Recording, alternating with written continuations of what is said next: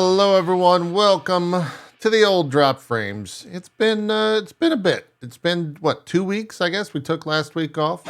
Cole, hopefully everything was good on the Mother's Day. Zeke, hopefully you had a good birthday yesterday. Happy belated birthday, by the way.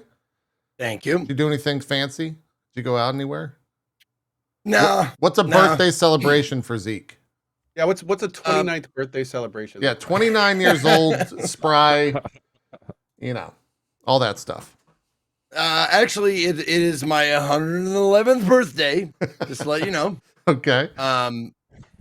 No, it's if someone like wants to plan something for me, like fine, but otherwise I'm cool just like having a day where I get to, pick what I do kind of no matter what. So it was nice. That's what I did yesterday. I honestly, usually I stream on my birthday. Yeah. Because, it's a financially sound decision. Yeah. Yeah. I got a lot of subs and all that stuff. But I woke up late and I had kind of a headache and a stuffy nose. And I was like, fuck this. No, it's my birthday. I can do what I want. So I'm not going to stream today. So that's what I did. And my lady came in and she was like, happy birthday. Here's a coffee. And I'm like, fuck yeah. So I got my coffee and I was like, you know what else I want? And I just got on my phone. I was like, Uber Eats, send me Krispy Kreme. And they're like, okay, we'll send you Krispy Kreme. I mean, that's our job. So I was like, all right, great. And the Krispy Kreme came and I just sat there with like a plate of donuts with a candle in it, and like drinking coffee, playing Darkest Dungeon 2, just like, this is a good fucking birthday, yo. I don't think that's what happened. I think Uber Eats was like, we'll bring you those donuts because it's your birthday. Happy birthday, Zeke. Exactly. Yeah, they know him personally. That's right. He orders it so much. Actually wrote happy birthday on a donut. Oh. In donuts. Yeah. And then I went, as the day went on, I was like, what else do I want to do for my birthday? What do I like doing? And I was like, you know what I like doing? I like going to the Alamo Draft House. So I went to Gardens 3 last night. Oh, nice. Okay. Yeah. Good choice. So it was a nice birthday. Yeah. That's good stuff. Awesome. Yeah. Gothalion. Because I didn't say it yesterday. Also, I'm going to do this because, did it actually flip? I don't think so. Hold on. Oh, never mind. Are you working on your mic? Is that what we're doing here? No, I'm not working on my mic. I was gonna because I'm looking this way, so I'm looking off camera. So I'm gonna do this. I'm just gonna do some stream magic. Oh my God! A guest that fixes the camera themselves. Look at that. Hey, now I'm looking towards you guys and not away from you like a prick. Yeah. It's incredible. It's incredible. Now we got to figure out why your mic sounds like shit. Does it? It literally sounds like you're in like a Mario underwater level. Yeah. Does it? It's got like a light bit crush on it. It's kind of bubbly. And when you were on the other thing prior to reconnecting or changing browsers, it was perfectly fine. Like it sounded super crisp. So I don't know. That's really the best kind of issue with a show like this, where everything's working and then you tap a button right before live happens. Yeah, that's unfortunate. Yeah. Oh well. I mean, I can always switch browsers, but we're already here. Yeah, we're already here. I just won't. We'll try not to talk over you as much. Yeah, I'll try not to. I'll try not to talk at all. Just don't talk that much. Yeah. Since you switched browsers and did the microphone source of the new browser change? Oh man, this is fun. Well, dude, like I'm having a good time to every streamer all the time, and it happens to me probably more than most. And it's something that like take a minute, fix it now, and then we don't have to fucking listen to the shit all the rest of the stream. It's not nobody's fault. It's nobody's fault. It's not your fault. I don't think it sounds that bad, but I mean, okay. Oh, he froze. He just left the show. God damn it, Zeke. He did. He did. Pissed off. God, I fucking did it again. I can't. I'm sorry, everyone. He left on a great picture. That's a very flattering. That's a nice. It is. It's a good profile. He's having a good time. Yeah, he's smiling. He's smiling. It's good. It's good. He's thinking of Zelda. Yeah. I think he's reconnecting now. Oh, no, nice. Now my mic sounds good, but now I'm bound. I love it. We gotta choose. Chat, vote. Do we want visuals or audio? I mean, I go audio every day. No, we can do this. I'm good at things. I do audio every day. I choose audio. That's my decision. Hey, so what we're gonna do, Goth? We're gonna have you do all this tech stuff, but also have you be involved in the show. So make sure to do everything at the same time, okay? Make sure to pay attention. Don't miss a beat. You're gonna be fine, okay? While we're talking, I'm gonna figure this out. It's I don't know what it is with these browser like vMix, or I think I used something else with something, I don't know. Yeah. But it was Zoom, also weird. something like that. Zoom stuff. They're all a little whatever. flaky. Look, it's always been flaky. I'm old enough to remember Skype is what we used. Did we ever use Skype on this? Not like 3 years ago. Yes, we did. For a Oh little bit, no, Go. That was like 8. What are you talking? God, 8? Really? Yeah, man. How was the show? Almost 9. Oh my god. No, the reason why I remember we used Skype is because I still had or I remember questioning, like, who is this Skype friend that I have that is like, it's a mix of uppercase I's and lowercase L's, but they all look the same. That's right. It was Total Biscuit. So no one could, like, if he showed it on screen or something like that, You could no get one would DDoS. know like what his actual Skype name was. Yeah. And so I know that we had Skype for that, and that's because that's the only time I've ever like conversed with Total Biscuit was when he was on the show. Yep. Yeah, I was I think my name was like Bilbo Baggins or something. Yeah, it was. Yep. It absolutely was. Yeah, the old... I had a fun one too, since people would search my name up and then figure it out. Yeah, figure it out from there. You had to make some crazy one. Yeah, Skype was a piece of shit It as far is. as giving out your shit, your information and stuff. It was awful. It was. It was. Anyways, the show flow. We opted to do news first because there's a lot of news. And then we're going to do Zelda. And then Co and Z could talk about the other games that me and Goth have no idea about because we haven't been playing anything else. I did it. It's blurry. Screw it. All right, we did it. Yay. Okay, I'll work on Is the my audio. voice good? Is it? Well, is it? Am I underwater? No, it's on the left. Sounds though. better. It does absolutely sound sounds better. better. Hold on. Is it on the left? Oh, chat's saying left. Yeah. Yeah. You can I even monetize him. I even Monetize? have it set to force stereo too on through the browser, dude. I don't know. I'm bad luck today. I don't know. If you No, set you're an not bad audio luck. source I got it. as mono, is that monetizing the audio source? Maybe. Maybe. You should be in both, Goth. Speak real quick.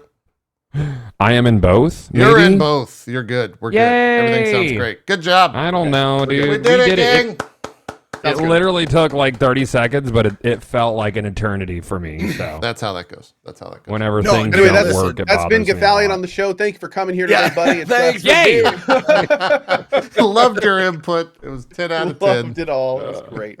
No, it just reminded me, please. like, Twitch is really pushing, like, I don't know if your Twitch rep or partner rep has been pushing, like, the guest star or whatever. Oh, God, yeah. What And is it's- guest star? Like, It's this. It's a Twitch Guys, hold baked on. in Zoom Hold on. I or got to put a stop. whatever. Twitch isn't paying us enough to talk about guest star, guys. We got to stop.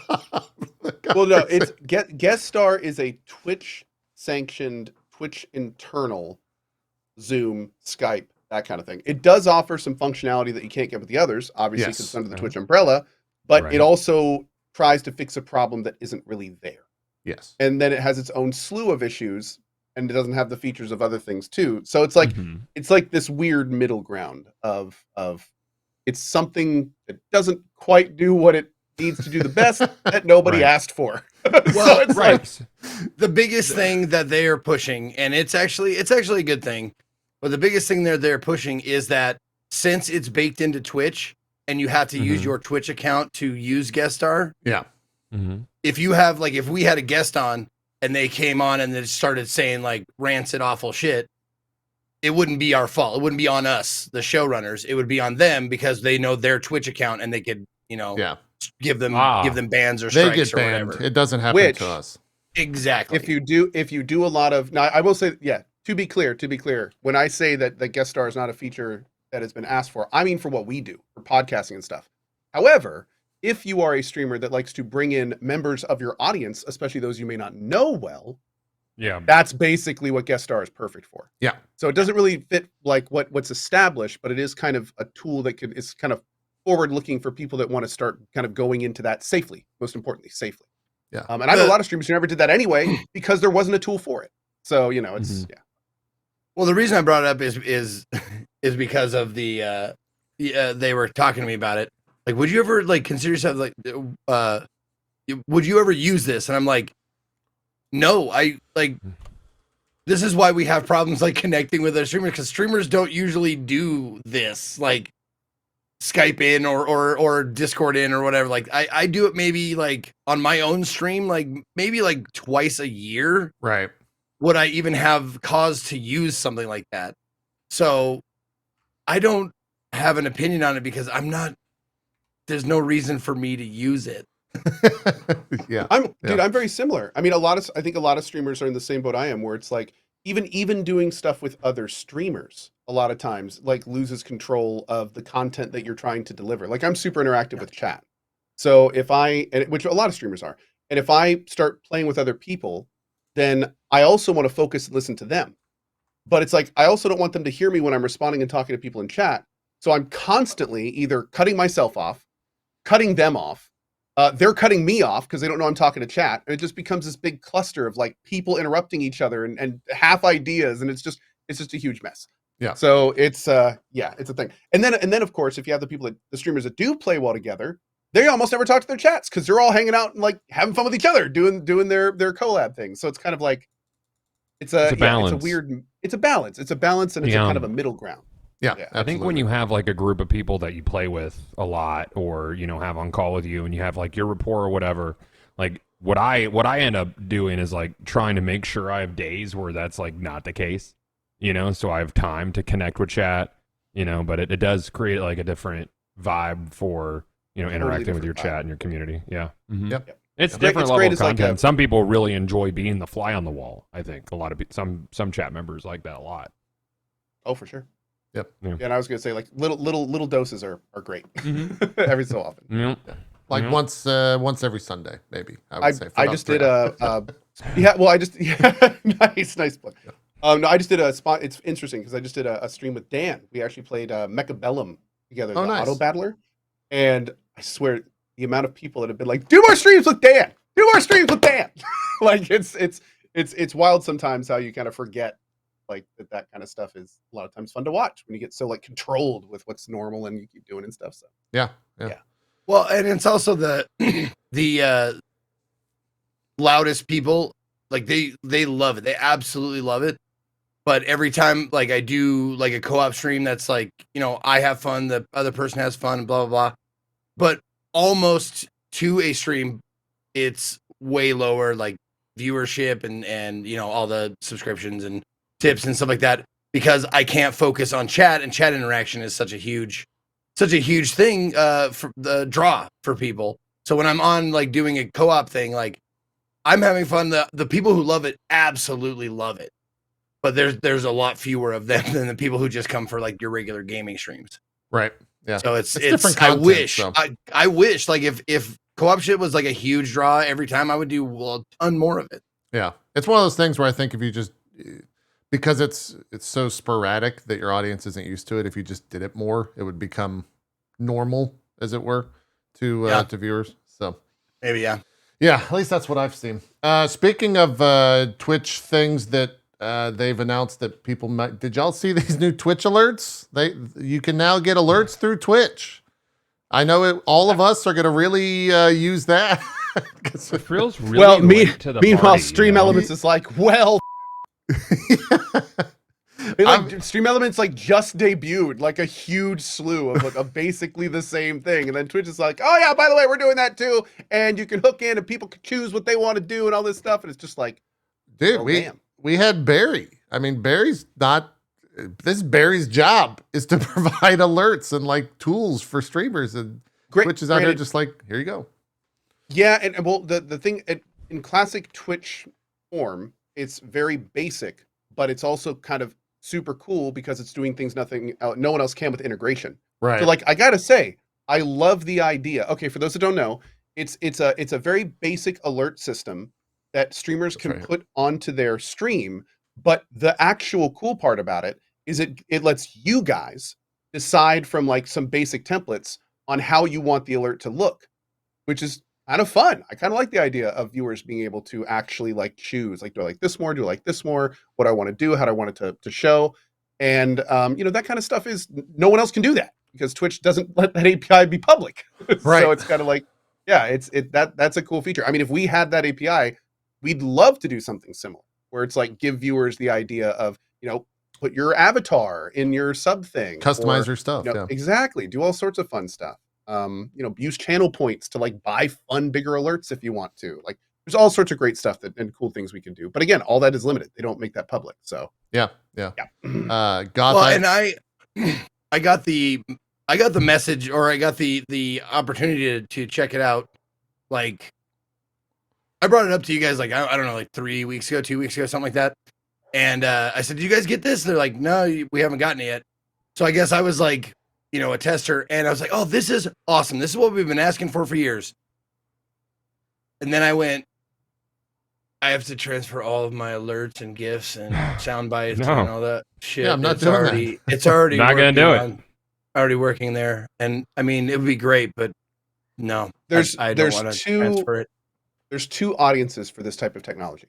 There are the people that are fully and fundamentally already established, and there is the new streamer or streamer that doesn't have it that wants to implement something like it. Yeah. That's the market that Stream Elements is essentially cornered. That's who they go after. Stream Elements is you're a new streamer or you want to up your game, talk to us. This is Twitch just completely barging into that and being like, oh, you're a new streamer or you want some cool animated stuff that you don't have yet? We're going to make it super easy for you. Here's a full tutorial how to do it. Here's how to do all that kind of stuff. So, I mean, it's a smart thing to do. It'll be cool if they keep developing it. Yeah. But as we have talked about it's many a Twitch times feature over the years on this show, it's a Twitch feature. So it's it's gonna be just kind of left there, and not really be developed. Granted, it'll be shit canned in like 2 years. That's true. That's true. Yeah. I will say this though, on a little side note. Even though I don't plan on ever using it, and even though no one I really know uses it, I will say it is surprising / baffling to see how much they're putting into guest star. Yeah. Like they are actually, for one of the first real times, like, thank you, like fundamentally committing to making a feature the best it can be. They're I don't use it. I'm constantly being asked for feedback on it. I just got an email 4 days ago being like, hey, will you please use it and give us feedback? It's like it's a kind of a weird new leaf. And it's kind of weird to pick that hill to do it on of all the hills on Twitch. Like it's kind of weird. They're going to incentivize that testing. Like that's the way I look at them. Yo, brother, they sponsored the streamer awards with it, basically. Yeah. So there's definitely like 100%. There's definitely money there, Goth, if you want to do something. How are they making money out of it? They're not. They're hoping people use it. Exactly. They want to pull people under it. Now here's the big thing. Here's the big thing. This all goes back to what we've talked about in the past a little bit about how Twitch is becoming more about the technology and less about the people that use it. Maybe it's more attractive when you're marketing your streaming platform to say you have a fully built-in calling system that your platform is already using and it's all under your control and you can get all the information on it. That could be one of it's kind of like a little conspiratorial, but it could be one of the reasons we're seeing all of this like feature development start to kick back up again, because all that stuff just means more bills on the bottom line when you're selling your platform. So could be interesting. Yeah. It's a weird thing for sure. It's a weird thing. A weird thing. This is the other thing that is unique to Twitch alerts. Have you guys messed with celebrations at all? Because I turned them on as a joke for about 30 seconds, and my chat wanted to kill me. Is this Mixer? I know. Because this looks to me like Mixer, like you could shove like GIFs and things exactly like this on your chat. And my first day there, when they brought me on, is I turned that off. I hated it. I love like it was overboard. Man. Over the years, we have like gone from basically this, and based on years and years of consistent feedback from viewers of the stream, we have now come to a place where it's like, as little overlay as possible. Try to make it look as close to the game as you can. Like Yeah. get away from like moving GIFs on the screen. Like try to make it about the game and the content without like shoving things in your face. And then this comes out and it's like fireworks, explosions, boom, bang, So- check it out. Look, wow, support money, yes. It somehow gets worse. Zach Busey on Twitter was on the front page, and there was a streamer that was utilizing these alerts. And if you're on the front page, it covers the entire front page when an alert goes off. So, it just like why? Man. So Now, if you're on the like the scrolling like you're on the front rotator. page, Yeah. the rotator. So if you're celebrating, it goes off the whole page, Yep. and then if you move, it stops. I don't Once know. it goes to a different. I don't Okay. know. Yeah. Also, yeah, I should, just like we did with guest star, we do need to point out this feature is probably something that some channels and communities love because that's what their content is. Sure, it is yeah. big, it's bombastic, it's cheering, it's it's noise, it's like an arena full of screaming fans. So of course there will be Yeah. streams where this is used and probably like embraced Yeah. and loved. So. This is like I think this is called Fire or something. So there's 3 different versions of celebration. I used Fireworks and I put it on. There's 3 different like severities of what the celebration is. Severities. That's the first word that came to mind. Levels is maybe the more apt one. And I did extreme, and like chat said they couldn't see anything. You don't need to be able to see it. Oh, In fact, dude. throw, It was just like throw this fireworks up there, going crazy. Yeah. and then give me like somebody playing Temple Run that just shows up on the side, so I could keep everybody's attention. On the true. left will be a lady making a cake, and then I'm playing games. I guess, dude, we got to catch the Zoomers, right? That's the old TikTok. Yeah. That's how I that feel goes. like a geriatric streamer at this point, man. I'm just like, I'm Oh too my old God. for this. Yeah, you're not wrong. Where's my Muxley alerts? I need to put those back up. Good old Muxley. You gotta get your bit cup. You remember bit cups? Oh, Oh, yeah, I gotta yeah, get there my we bit go. cup. Yeah, Where's my bit cup at?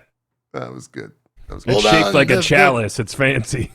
The stream boss, you could like go ahead and donate some bits to take down the HP of the stream boss. Do it Yeah. up. Yep, the old Oh, that was stream a thing. boss. There's a I lot. still like kids in the max severity alerts. That is the most boomer way of saying that. You're 100% correct. But Holy. yeah, Goth, I think you had my reaction when we first introduced this whole alert system is like, where the fuck was this 10 years ago? Yeah. Yeah, right? Oh my god, dude. Where, There's a like, what? Why now? Like, what is, why in 2023 are you like, we need an alert system? Because they need to compete with the kicks now, JP. Oh, What? gosh. It's so bizarre. It's such Do a you ever weird think about move. like what other kind of features could they even like bring like realistically? Like, Sure, yeah. 'cause Oh, yeah. like Twitch has so many features, and they must have like just like a focus group that they just throw spaghetti at the wall and hope something sticks. Yeah. I You know? think that's it's video game streaming. I think that's generally what they've done for the past 10 years, to be honest. Yeah. And like, there hasn't really been that many that have stuck. Yeah. Like, I was thinking about the other day because Twitch support tweeted out something where they were updating Guest Star, and it was like the 4th or 5th product iteration that Guest Star has had. And I quote tweeted and was like, is this the most like iterated upon product besides like Twitch subs that Twitch has had? And I don't know what else has been iterated upon like that. Well, that's kind of their MO, man. I mean, they'll make a product, they'll drop it, they'll get a whole bunch of hype, and then it's just kind of there until like a big percentage of them eventually they just phase it out in the background. Yeah. Yeah. Like that's kind of been like that's kind of been the thing over and over. I mean, I'll never forget our show when we had the dude on that ran the Bits program. Yeah. And he was talking about like all these big ideas, and they had groups together, and like, you know, it was going to be great. is his And name? yeah, it's really expensive right now, but we're going to bring a lot of value to it. And they never did. And it just remained really expensive, and we didn't get all that cool value we were hoping for. And it's What kind was of like his name? that was it was Bobby. the Bobby People's sub- champion. People's champion, right? Bobby Scar. Bobby Scar. There you go. That's Bobby what Scar. it was. Yeah. I think he's still at Twitch. Like I think he's Is doing. he? I think he's doing other things now. Okay. Yeah, he's still around for sure. But you know, and for the record, this is not a slight against him. He was probably moved off the project right after the show. Totally. Yeah. But it's the kind of thing where that's what we've seen over and over, where it's like there are these somewhat interesting ideas come out. They're generally like halfway there, and then they just kind of. So hype trains are another good example. Yeah. For the longest time, we thought hype trains were going to be like awesome, like cool. Let's use our own emotes. Let's make them make it so a bunch of non-subs can get involved. Like, let's keep developing this and make it great. And it's like, nope, we're just going to leave them just like that. And this is it. And you we're get done. an emote of a snake. Yeah. Everybody gets a snake today. Kids love snakes, right? I'm shocked the product team hasn't gone after crowd control like that. I feel What like is that crowd is some... control? You never play with crowd control, JP? No. Wow. Crowd control for sounds. It's an extension that allows people to use bits to buy coins for the extension, and then they fuck with you in a game. Like I could play Link to the Past, and they could turn the ground into ice, or reverse my controls, or kill me immediately for X amount of coins. And I mean, there was streams when I first started using crowd control where I would make like $1,000 just off of people trying to do crowd controls. That was a big deal in the tabletop world. There was a big God, I forgot the name of the company that did it. They're still around. They're actually more like LA focused now, but it was like you could use bits to give a bard a fucking magical item or something like that, and they were making like 1,000 a stream. And you got to remember that it's wild. That's cut not only here's a good way to think about it though. Twitch these days is all about value for the money they spend. So they'd have to crowd control each custom game. They'd have to, make all that work properly. And then here's the thing to remember. They get a cut of the bits, a large cut of the bits that viewers buy to use the product. And then they also get a cut when they're used in an app because they get a cut of app purchases.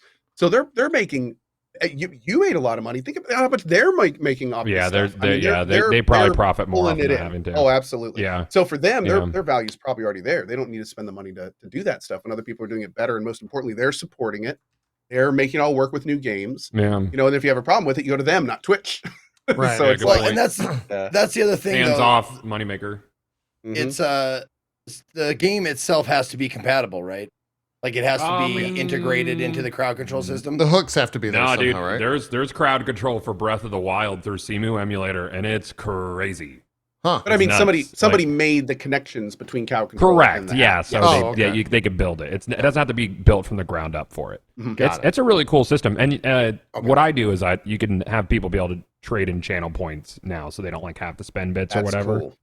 Yeah, that's super cool. That's so awesome. I get as many people involved and they can crowdsource the coins. So it's like 9,000 coins to kill me in Link to the Past, and then everybody could sort of just like piecemeal a few coins in, and then the crowd kills you. Yeah. It's a lot of fun. Yeah, Group goal. It's wild. I like that right next to each other. Then the crowd kills you. It's fun. I'm not fun. super involved, but I do every once in a while just see what's happening because they pop up on my feed. You were talking about introducing new things to like a live stream. TikTok, every time I look at a TikTok live stream, looks different and operates different on like a weekly basis. They are just like rolling in so many different things over there that it feels like whiplash every time I go and use the product. And by like comparison, it feels the complete opposite of what Twitch is doing. They're just like rolling in as much stuff as possible to see what people like and how it all operates. It's a very different ecosystem over there. I think like roses are subs or something. Like you can give roses to a streamer, and that's Am I the Bachelor? I don't know. That's like roses are bits. Okay, sorry, my chat's correct. Okay. Roses are the bits of TikTok. So it's a different world over there, but they are definitely like changing things very frequently over there. Another thing that Twitch added on the topic of TikTok actually is this. I don't know if you guys saw it. Kind of This a cool is thing. a cool feature. It's a very this cool is feature. actually Yeah. a cool feature. You can edit clips now, and they just like make the vertical format right off the bat that's when you really good. export a That's good feature. clip. It's really good stuff. Now give us a carousel in app so people can be discovered via vertical clips on their phone, and we're in business. They talked about that. Yeah. Gosh, maybe like 6 Dude. months ago, and hopefully it's being developed. I hope So get this. There is a carousel system for streams that you can find on some categories now. That is so yeah? like Okay. the thing is though is it's kind of this little off the cuff feature. Like they're not putting a focus on it. But if they were to develop like brand that system and market that system, maybe make a different app like Twitch, like carousel, Twitch carousel or something, and like have it so you can download that app and have that feature be the primary thing. That's the discoverability that this platform has been like looking for basically since inception. Yeah. But they do have the tech. Funny enough, they have the tech and it works. And even crazier, when you're using it, you skip ads. So you get to actually get to watch a stream for a little bit before you have to watch ads for it. So it like kills the pre-rolls, even if that person doesn't have the pre-roll off of their stream currently because they've run ads. Like there's a lot of really positive stuff in it. Nice. But again, it's just like this little off the cuff thing. It's not really, Fully not integrated nearly yet. as focused. Yeah, exactly. This thing's cool. I mean, it's interesting also that they just straight up say like share to YouTube Shorts. There's no share to TikTok. I don't know if there's like an API connection that even works to where you can go from like site to site you with could like TikTok, but you just download export it. it, download it, then They re-upload have straight up it, download it, then re-upload. Yeah, the YouTube Shorts connection is great. Yeah. I've they seen need a ton of they need to streamers allow use it. editors actually do it because only streamers can control it right now. Yes, that's the biggest thing. Just That was gonna the first say thing I that. said. Thank you. Yeah. Every time they implement anything of anything, I'm just like, hey, can editors do this? And then never gets implemented. So yeah, I wish that was the case. Funny enough, I think most TikTok editors use a third-party website to generate like vertical video to begin with. Is it the one that Harris Heller put together? It might be. Potentially? Yeah, I think that's one of the bigger ones. Yeah. He uses a plugin. That's a plugin. That's a plugin. Yeah, he uses a Okay. I plugin. believe so. Yeah. Yeah. So a little bit Yeah. different. I have a team that does the TikToks for me, and they have to use an entirely independent. That was. Yeah. I love the way you worded that, Co. Co drops that in every once in a while, Goth. You just It was like the most genuine, like not meant to sound like an old man of like the TikToks. Oh, I don't do the TikToks. Yeah, I don't do That's the fantastic. TikToks. That's someone else does Yeah. that. I don't. They're about to get me on. Apparently, it's called the Grams. Oh, The the grams. Instagrams. Ah. Yeah, Dude, a lot of Yeah, money in yeah. the grams. A lot of money in the grams. grams. That's- Got to put up that's the what reels, What they're dude. telling me, Are man. you guys talking about Golden Yep. Grams? Yeah, That's that's just it. delicious. Yeah. I love it. Mm. That's it. I've had golden grams in probably like Delicious. 2 decades. They're still good. They're still golden. Still good. Yeah. Mm. Classic. Say Golden, this. Golden Grams are classic. You try to take them down, nothing can take down the gram. And We have an ice cream place. I don't know if it's a nationwide chain or not, but it's called Sweet Cow, and they make their own like different flavors of ice cream like every week or so, whatever. And they have Golden Grams, and it might be like the best ice cream. Like the gram pieces, I could have even taken the Golden Gram pieces out. The ice cream itself is this like honey ice cream, and it's just fucking delicious. I'm sorry, I'm a fat kid. I'm talking about food, and this is a game show. Sorry, my bad. No, That's all sorry. good. I was totally. My wife is leaving, and so she was like, "Hey, I'm leaving the house." Blah blah. blah. And I'm I so had to sorry, respond to the JP. text. Oh yeah, my wife is leaving me, guys. Okay, let's focus on that. She texted me. I mean, it was like that's pretty dark. She just texted me like, Goddamn. guys, well, I guess I'll just continue the show because what else do I have? Oh, darkness. Oh man. Let's jump into some news because that's just filled with happiness. So, did y'all see the? We got a new show host. 1 sec. The errant kid visited all the time. Man. Where should we jump into first? How much do y'all know about the Overwatch thing? Because that was probably the biggest news, I think, this past week. That was pretty bonkers, man. Like, Yeah. I'm not an Overwatch guy, but I was Yeah. excited because they had like skill trees and stuff, right, for heroes, and like I'm kind of old and slow, so like the PvP stuff I can only do so well at. But Yeah. the PvE stuff, I was like, that'll be fun, and they're still doing PvE, but they're getting rid of like a lot of the stuff that was a draw to it, right? Yes. So that is the gist of it. Yeah. Essentially, They're they not are shutting down PvE like completely. No. But Oh, the that was way the that impression the that way I that got. it like came across was yes. So there's a lot of like there's a lot of fucked up aspects of this, and like the community is rightfully pissed. I follow a handful of the creators from that community, Iman GG, Siegel, Flats. They all are just, it's just like huge amounts of sadness over there. Because essentially, like Overwatch 2, the big pitch with Overwatch 2 was that we're gonna put this PvE mode in, right? So like we're gonna take Overwatch 1 down. We're gonna bring Overwatch 2 out. We're gonna put a lot more content into it, and we're gonna have a big PvE update. And that's what they're not doing anymore, is having a big PvE update. They still plan to include story-based events and a new story arc, co-op features, which feature canon and not canon co-op features. Mm-hmm. There's hero mastery missions.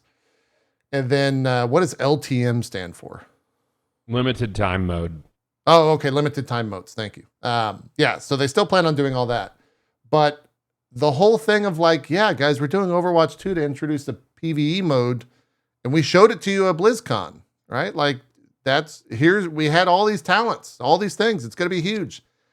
And they just fucking cancel it. Right? Like the community's pissed at like the amount of people I've seen that are uninstalling and saying like, I'm fucking done with this game. I'm not going to play it anymore. The devs straight up ultimately like lied to us and like rug pulled us. And so I'm done. I'm not going to play the game anymore. It's a very like reoccurring comment within that industry. And that goes from like content creators, like some of the biggest, to just like everyday players. They're not happy, and rightfully so. It's pretty messed up. I think it's a tough situation because, obviously they had a vision that they wanted to pull off for the PvE stuff. Yeah. But they probably got to a point where they, looked at a cost analysis of, how to make this thing like as good as it needs to be in order for us to not catch hell. How much time, or is it even possible to get it done? Or do we just cut our losses, piss people off, and try to regain our any sort of goodwill with upcoming titles? Like Diablo, I think all of us are excited about it. Not speaking for everybody in chat, but for the majority. Zeke, are you going to play? Are you like big Diablo guy as well? No, I will be. Okay, so 3/4 of us. It'll be something I do off stream. He'll play it. I mean, I can't. I'm not going to like actively avoid it, but I probably won't stream it. Yeah. So I think there's a amount of kind of deciding if the loss of goodwill will be worth it, like later down the road if it came out and it was bad. But it still sucks. Like no matter how you look at it, it was a business decision, obviously, but I'm not sure it was an intentional bait and switch, but rather just like didn't pan out the way they wanted to. The direct quote from Aaron Keller, who I think is game director or one of the heads of Overwatch, said in an interview, quote, "It was about 1.5 years ago that we made the decision to really shift strategy. That's when we rapidly shifted the resources on our team to work on launching Overwatch 2, and that's what came out last October." So a lot of people are interpreting that as they knew before Overwatch 2 shipped that they weren't going to do this PvE mode that they were promising. And just the idea that they're like, even introducing that is breeding a ton of hate. And like, it's such a disingenuous thing to say that you don't have to reach that far to be like, well, did they know that they weren't going to do this when they launched it 18 months ago or whenever Overwatch 2 came out? Was that the plan all along, right? Is to get people to buy a battle pass or a season pass 2 or 3 times, and then we'll say like, hey guys, we're not doing this anymore. Probably not. You would hope not, but maybe. You would hope not. You never know. The thing that was also really frustrating to hear is it's like, this is arguably one of the biggest gaming corporations. This is arguably one of the most well-funded gaming corporations. And to have them be like, so, we wanted to make sure that we didn't take away from our teams that we're working on the live game to make this. It's kind of like, so you're basically saying you didn't want to hire more people, you didn't want to spend more resources doing what you promised. You want to make sure that you're delivering, it comes off as just a giant failure of management and a giant failure of overpromising, under delivering. Like there's not any good way to cut that when you're a giant hugely resourceful, like just full up to the brim with money, and you're like, yeah, we wanted to make sure we didn't take resources from our main team. It's like, Yeah. I wonder how much spending is What? being cut while the Acti Blizzard purchase is still under review. Like You they're know, not wanting to like- make big spins. Like you they're mean? not wanting to overinvest at the moment because the current suits want to get. I don't know. I don't either. Yeah. I don't know if I'm approaching it in bad faith or just trying to look at it from like a strategic point of view for them. But I'm wondering if they're just not committing like that many resources right now. Could be a factor for sure. absolutely be. could be a factor for sure. Either way, it sucks. Yeah. Yeah. This all. That's the big thing. The only thing that comes from this is that players lose. Yep. That's it. Not good. They're saving Yeah. money by not developing it, and the players are losing by not getting what they were promised. Like, you want one line for this whole thing, that's it. Like, there's nothing good that's going to happen. If they've said, like, literally, it's not like we're cutting this to make the live game better. They're like, no, we just need to keep developing the live game at the same rate we've been. Like, it's not, Yeah. it's not like there's no more promises. There's no more, you're getting this because we screwed up on this. Like, it's just like, yeah, we're just not doing that. And you're just going to deal with it and probably keep giving us money. Yeah. Yeah. Yep. It all kind have fun with of coincides. There's a game producer on World of Warcraft, and his tweets from mid-April earlier this year got brought back up. His tweet was being loud about it because I've lost yet another person this week. Blizzard is losing amazing talent because someone in power doesn't listen to the game directors who make his products. D, E, and I also means diversity of thought, especially when it's backed by data and financials. And look, I don't want to fight. I just want to make video games. I want to make amazing bestsellers and that are critically acclaimed. I want to make better Dragonflights. I want to make better experiences. Can't do that if we get rid of everyone who made it. Last thought, some talent is undermining the point. We are creating crisis maps of what we can or cannot ship. That is the loss of capacity we're facing. I literally have a schedule I strike out as people hand in notice. So it also might just be they don't have developers to work on this stuff. According Can you to that imagine tweet. like the morale? Oh, of it's got to working be at a place awful. like that. Oh my god, man, that is terrible. Yeah. That's terrible. Well- That does go back though. It's like absolutely and from the sounds of their the interview, that's kind of what they were saying. Like, we don't have the mental resources of quality workers to help us do both these things we want to do. But again, that's you trace that back, and it's 100% the fault of the people at the top for not just like he said. I mean, he couldn't have said it better. He listening to what they want, getting them what they need, fundamentally, getting their back and that kind of stuff. So they're not posting on that was on Twitter. That was You on said Twitter. that Yeah. posted They that? just put So it it's out like, on Twitter. Yeah. oh man. Yeah. That's Um, very depressing. I mean, That's tough. you feel for the devs, right? Because of everything that he just mentioned, and they're losing. They don't literally have staff to work on the games. At the same time, a lot of the vitriol and hate on the internet, that's who it gets thrown at, is the devs, and not like the Yeah, people that man. are actually making the decision on what they work on, right? What and was so it? that Gene, sucks. Gene was tweeting about that. Yeah. Like he was getting a lot of reports from like the devs in the trenches, as it were, that were working on Overwatch that had nothing to do with this stuff. Right. And they were just getting so much shit thrown their way. Yeah. And it's so unfortunate, man, to think that they're the ones responsible for this. It's just like, you got to wake up a little bit there, man. Yeah. The people that they're yelling at are the next people who are going to leave the company on their own volition. 100%. And it's like, you're preaching to the choir, man. Like, they know it sucks. 100%. Like, they're, it's very, very rough.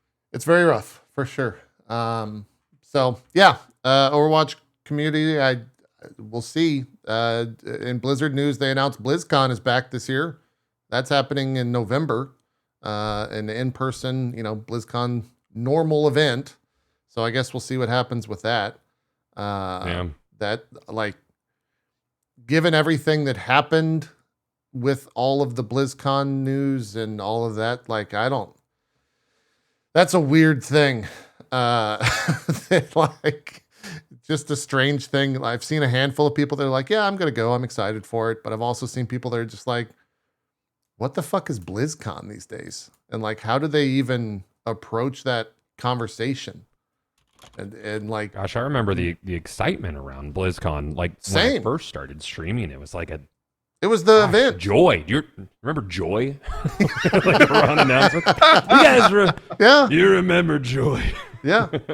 Yeah, I was right there with you. I went to every BlizzCon except for the one where WoW Classic, which is I think the last one that they did before, like the Cosby Suite report came out and all that stuff.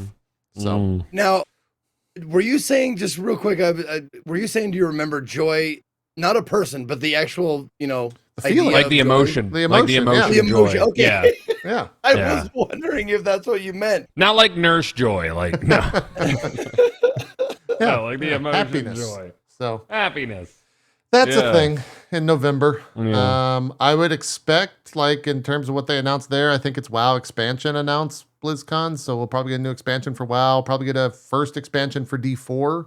I think makes sense for that. They'll probably start rolling into that. And then they've got that survival game that they're working on.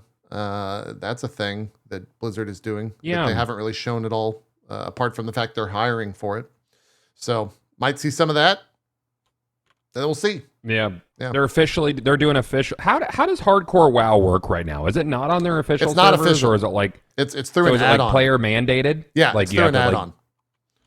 Okay, that's cool. And it kind of works. I was watching Summit play, and I guess do they have like AI read quests now or something, like for quests? That's that aren't another dialogued? add-on. Yeah, so that's cool. It is, yeah. Because I hate reading. Yeah. It's full. It's all voiced. That stuff is wild. Yeah. The fact that that's where That's they've very gone. neat. Yeah, It that's is. cool. Officials coming soon. I would check that out. That would be fun. Oh, they I would just announced wanna- officially a hardcore. Yeah, and they're server? going to have duels to the death as well. Wow. So like they're going to have like actual built-in features for it. That's cool. That could be fun. Yeah, That's- that sounds like a good time. That's good. I mean, we'll praise where praise is due. Like they're listening to the Yeah. community. That is 99% of the streamers that play WoW right now. Is apart from like the Race for World First that happened this past week with the new raid content. Everyone's playing hardcore, right? Like that's the big Yeah. get for WoW. So the fact that they're listening and building that stuff out is smart. Good for them to do that. What else is going on in the world of news? We got a big PlayStation event, the PlayStation event, happening on Wednesday at 1 p.m. Pacific, 4 p.m. Eastern. The plan for us is to cover that in some capacity. That's generally like when Co goes offline, so we're trying to figure some stuff out if he'll be able to join us for I'd that. like to. We Yeah. don't have a babysitter this week, so it kind of depends on a lot Yeah, of extenuating so circumstances. we'll let you guys know like what our plans for that are on Wednesday. Goth, you going to be watching that? Do you watch a lot of the co-streaming Sony- events? Yeah, the Sony event. Oh, I love co-streaming stuff. Yeah, okay. What time is what day is that again? That's a 20. 24th Wednesday at 1 p.m. Pacific, 4 p.m. your time. Oh yeah. Oh, right yeah, right I'll in do your that. sweet spot. Yeah. Yeah, that's like right there. That'll be right at the end of a 12-hour Zelda stream. That'll be great. Perfect. Yeah. They've promised a little bit over an hour focusing on PS5 and PSVR 2 games in development from top studios from around the world. And hype is kind of going crazy right now. People are the rumors, the potential leaks, the potential wants. I think Maximilian dude made a video where if like certain things show up, he's gifting subs. And if everything that shows up, he's gifting like 20 grand worth of subs or some shit. to Sounds his about right channel. for Max. Yeah. So yeah, more. I hope that you don't have to do that, but I do because one of those is like Bloodborne 2. There's Bloodborne Remastered. There's a bunch of like long shots. Oh, it's 1,000 Yeah. subs for Blue Point's Bloodborne remake. Got it. Okay. We might get A Bloodborne remake, not Bloodborne sequel. either or. I think the bet is Okay. for the remake, but I think he Okay. wants both to show up. It's a good opportunity for Sony here. I mean, not that Totally. like Sony is so well positioned right now, but Microsoft has really been stumbling. Yeah, I think that goes without saying. Yeah. And like, they just haven't been missing. Like I can't remember a first party Sony game like recently that like even if I didn't love it because I'm not in the Horizon series, but I could still look at Horizon and appreciate like the work of art it is, and a lot of people really love it. Yeah. It's not for me. Yeah. But they've just really been knocking it out of the park. And this year's still bangers coming up. So Yeah. fun stuff coming forward. I wish their PC ports would be a little bit sooner than the 3 years after launch, but Right. Yeah. I think they finally, chat, correct me if I'm wrong, I think The Last of Us finally got patched to where it's like a good port this past week or 2 weeks ago. Did they save it? Yeah, I think it's been saved, but we'll see what chat says on that. We're getting a bunch of laughs and no and maybes, so it's better but not great. Okay. That sounds about right. Okay. That sounds about right. Some of the other rumors, the Last of Us like multiplayer thing is going to show up here. That they've been kind of talking about. I'm very stoked for that. Yeah, I think is that called Factions? Is for some reason that's a name that I've been seeing around all of that. The Last of Us stuff in the past, multiplayer wise, was actually good. Like it was a competent and fun multiplayer. I think I missed that announcement. Is it like it's like a full standalone game? Yeah. Last of Us multiplayer stuff? Yeah. Isn't it supposed to play like your typical like server-based survival thing, but like sort of? I don't know. Something like that. Yeah, something like that. So that might be there. A lot of people, you were talking about PC ports. Ghost of Tsushima is potentially either going to get ported, is a lot of hopes, or they're just going to straight up announce Ghost of Tsushima 2. The PlayStation Japan account just tweeted the other day that crossed over a million units sold in Japan. So they've got That's sick. some marketing around it. So a lot of people are thinking it's going to show up because of that. Trying to think what else could be there. There's a lot of stuff like Spider-Man 2. A new Bungie title. Could see some new Bungie stuff. Yeah. They're dropping the new Destiny drops. The new season drops on Tuesday, and PlayStation owns Bungie now. So we'll see what happens with that. They might have like a video promoting that within the thing, and then maybe that's all the mention they'll get. They have one Season of the Deep. Yeah, Season of the Deep. Yeah. Yep. Are you gonna touch it straight out the rip there, JP? I know you've been kind of launches the same day as Final Fantasy 6.4, so I might jump into 6.4 on my day because Tuesday is my normal day off. Mm-hmm. So we'll see. And the nice thing with Destiny is like when you launch a season, you can jump in for like 5 hours, kind of see everything it has to offer, and then jump in the next week and do that all over again. I'm waiting until the end of the season this season. Yeah. I'm not even going to touch it. Just going to do it all in one go. I want all the stuff to be out. Yeah, I'm just going to sit down in a day or two and do it all. Yeah. That makes sense. Yeah. I'll probably do 6.4 on Tuesday. The crafter and me. So 6.4 is the new raid, the final raid for Endwalker. And because I'm a Gil whore, crafting comes out that day, and so that's the day to make the most profit. Servers go live at like 4 a.m. or something my time, so I'll probably be up selling all that shit for maximum profit while everyone raids. So we'll see. That's my day off, hopefully. But yeah, back to the PlayStation thing. I'm trying to think if there's any other. Spider-Man 2 will definitely be there. That rumored launch date is September. So if that's the case, we'll probably get exactly what we saw with Spider-Man 1, where they had that like skyscraper demo, the Puddle Gate, if you remember all of that. Mm-hmm. That's where that started. We'll probably get something around the same in terms of a trailer, gameplay trailer. Could be very cool, especially if that's launching in September. There's the end of the year has like from September onward is kind of blank. Like there's not that many big things announced. So I would think this is when Sony's going to like put a lot of their stuff out there for what's going to be shown. We'll see. I think Spider-Man will definitely be one of those. Could also get new hardware. PlayStation 5 Slim's been rumored. They've also got a handheld that's been rumored. They've also got the PS5 Pro, which has been rumored. So any of those, none of those, we'll see. Handheld feels like a miss for me, but yeah, they're basically making the PS5 U. Yes, it's a streaming handheld. It's not like powerful native hardware. Yeah, but I think there's a lot of it's rumored to be like $150. It's connected to a DualSense controller. Yeah, it's like a split DualSense with a screen in the center. It could be cool, if they basically ripped off what the Wii U did, but did it like Sony and better and cleaner. Like how cool it'd be to play Destiny, and then you look down and your inventory is on your screen in front of you. Like you're on your game on your TV, inventory on your controller. That'd be neat. Yeah, there's a lot of cool integrated things they could do, but it feels like a weird weird thing to do. I might get one. Just to Little check strange. Out if the price point is right. Yeah. Yeah, 100. If it's I had not heard the rumored price point of 150. That is intriguing for sure if that's the case. Yeah. And then there's all these the rumors around like Metal Gear Solid 3 remake. Konami's supposed to be there in some fashion where they're going to be doing things with the Konami IPs that have kind of been lost for a while. Yeah, yeah, or some pachinko machines. It could also be the case. You never know. You never know. But it is in a weird way, it's kind of like the kickoff to the season of Summer Game Fest. I think like Jeff Keighley was trying to like rope it into being a part of that, but I don't think Sony gave him that. So Yeah. it's a little early. They're getting out there and launching everything first by about 2 weeks, being on this Wednesday. The next event I think is the 7th of June or the 8th of June for Summer Game Fest. So we'll see. Yeah, Zeke, thanks for playing Metal Gear Solid now because we get the remakes. Yeah, Yeah. that's all you. You're welcome. That's all Hey, you. Good job, man. I do what I do for the fans. You know, I don't do it for me. I don't do it because I enjoy these games. I'm very altruistic in my picking of games and the like.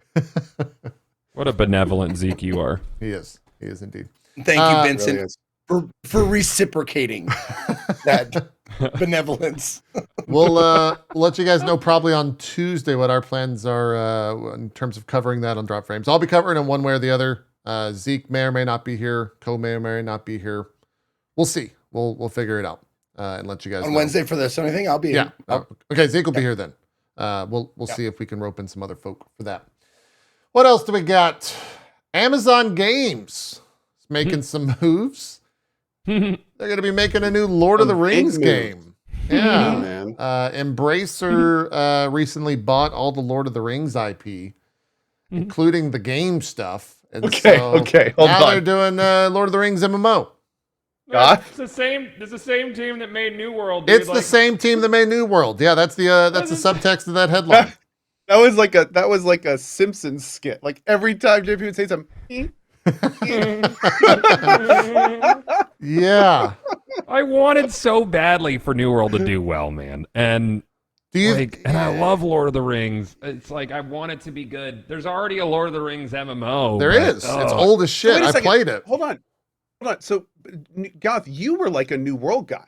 Like you were on Dude, top of it. You were in it. Doesn't the idea of like the lore of LOTR in a New World style thing, is that not exciting for you? If they could build the game around it, you know. And there have been some things that the New World team has done well, but it feels like every time they do something well, they stumble 4 times after, and it's a shame. That's fair. Because there's a lot of good there, but then there's always an asterisk, you know. And I just want a game without asterisks. You know what I mean? That's Does that exist? Yeah, does that exist? I don't. Well, Is that a Sometimes, yeah. yeah. I mean, Nintendo put one out. I hope it's good. Can I'll we check it want out. that? We can want that. We deserve it. Yeah. Yeah. Fair. Yeah. I hope it's good. I'll try it out, but I'm going in cautiously cautious about it. We'll see. It's Yeah. a very strange Did any thing. of you guys play the original Lord of the Rings MMO? Yes, I played Yeah. till max level. I played a champion. It's whichever class had the flag and like did shouts. That was didn't that game use GameSpy? Like, isn't it old enough to where it used some sort of, or maybe GameSpy had like a beta for it or something? Oh, it's Captain. Thank you, chat. There was some sort of. It's old. I actually played that within the past like 2 years. I logged in just to see what it looked like. There's still people playing. I think they have an expansion for it 6 months ago or a year ago. They had some sort of update for it. So it's an odd time for them, I'm sure, where like another company, Amazon, not just any company, Amazon is out there saying like, yeah, we're making a new Lord of the Rings MMO. And you guys will just have to deal with that, I guess. Sorry. Hope for the best. Yeah. Hope it's good. Yeah. And Goth is right. It's from Amazon Games Orange County, which are the folk responsible for New World. Mm-hmm. Which, Goth, where, like, Where is New World in terms of development? Are they done? They do updating? one big yearly thing now, and then they're doing seasonal. So Okay. they have like a seasonal story and then events, and yeah, it's there's still a lot on the horizon that should have been there at launch.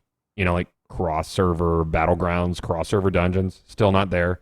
So Okay. the problem with New World is it's baked into this idea that you have like 2,400 people on a server maximum, and it relies on a server economy.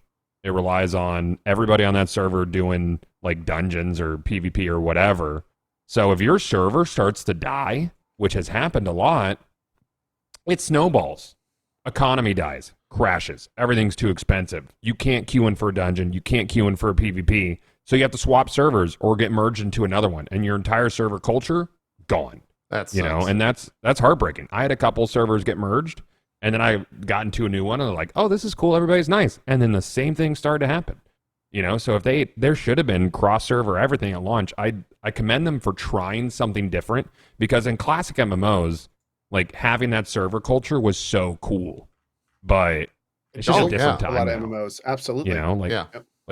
I was Fen and Row in EverQuest. Like that was my server. There were people on the server you knew. These are the guys. You saw that guy walking around. It's like, that's a dude I want to be.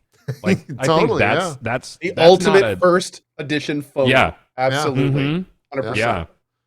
So I think they tried to go for that sort of thing with New World. Commend them for it, but cross server, especially for like low man activities or PvP, is kind of a must. Like people, if you want to do a thing, you should be able to do a thing in a live game these days. Otherwise, it's tough. I don't want to wait 20 minutes to do a battleground.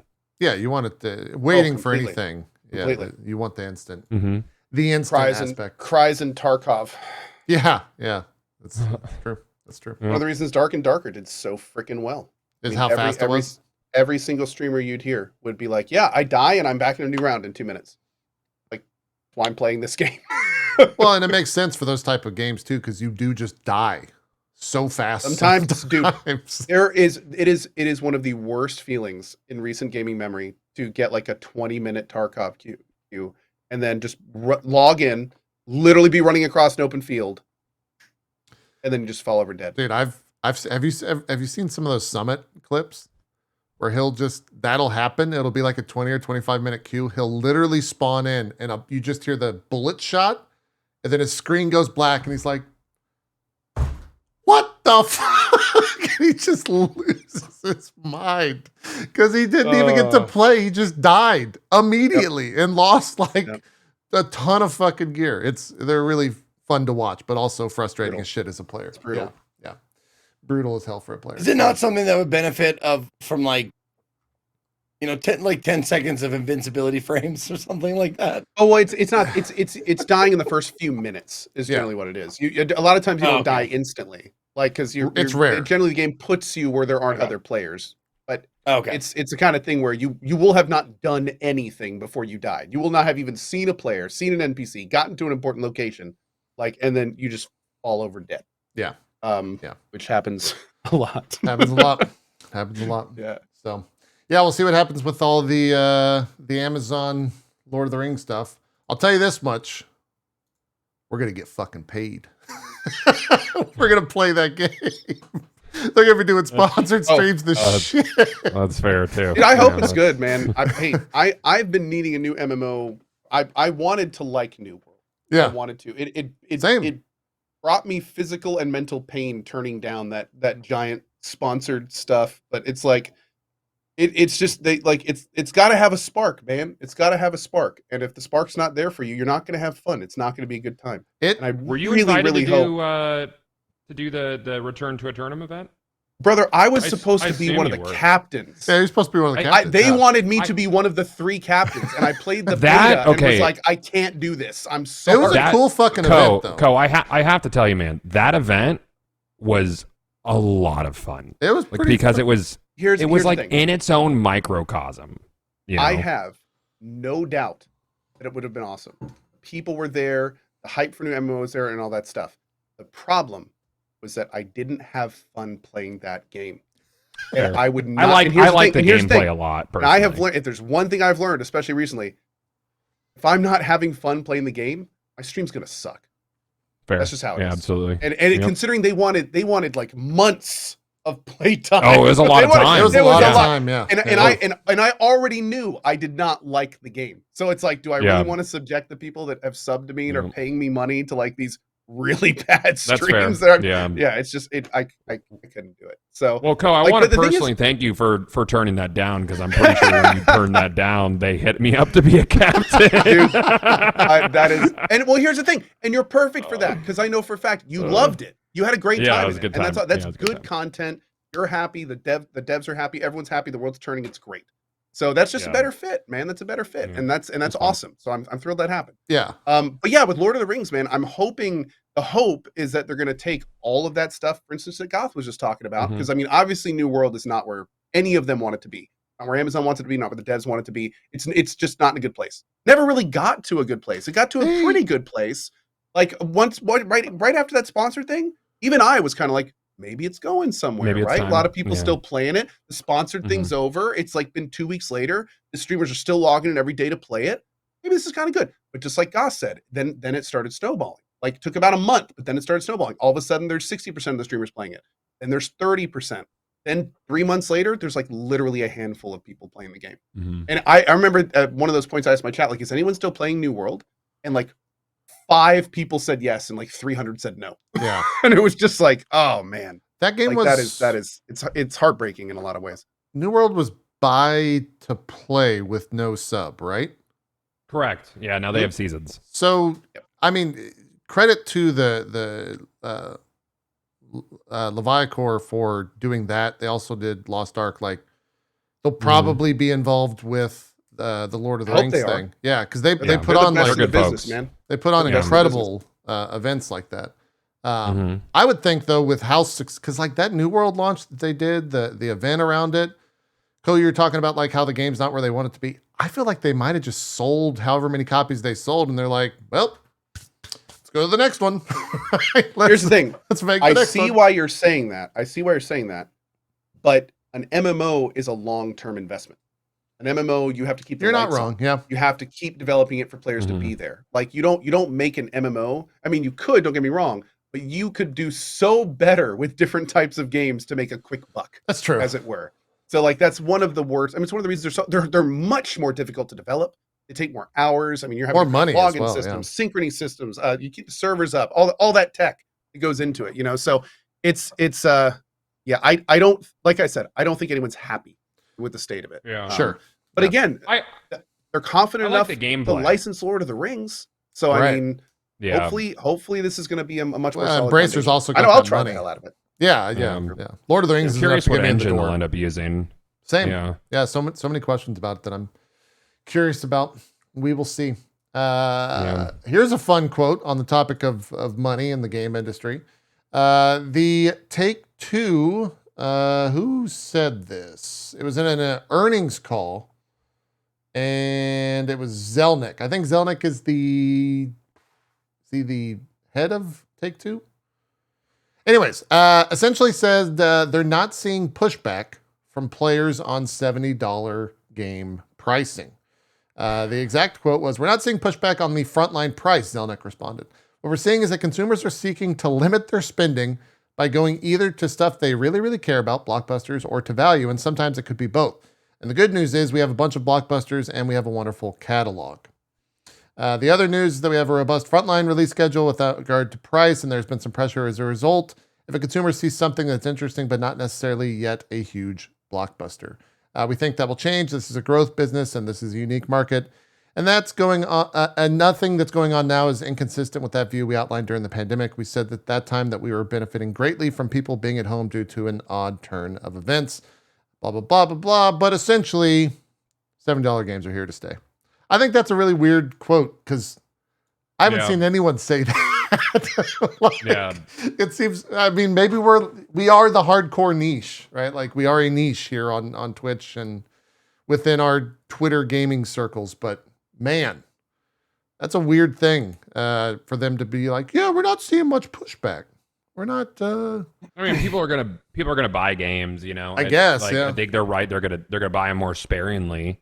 Yeah. But I've seen. I mean, like you don't have to look far for pushback. Nobody wants to spend more money on something that they previously spent less money on. But I Yeah. mean, like that's Well, and also, Like, it's like I think they might not be seeing pushback. It's because they're just like people won't buy their game because on Steam there's games for $5, $10, yeah.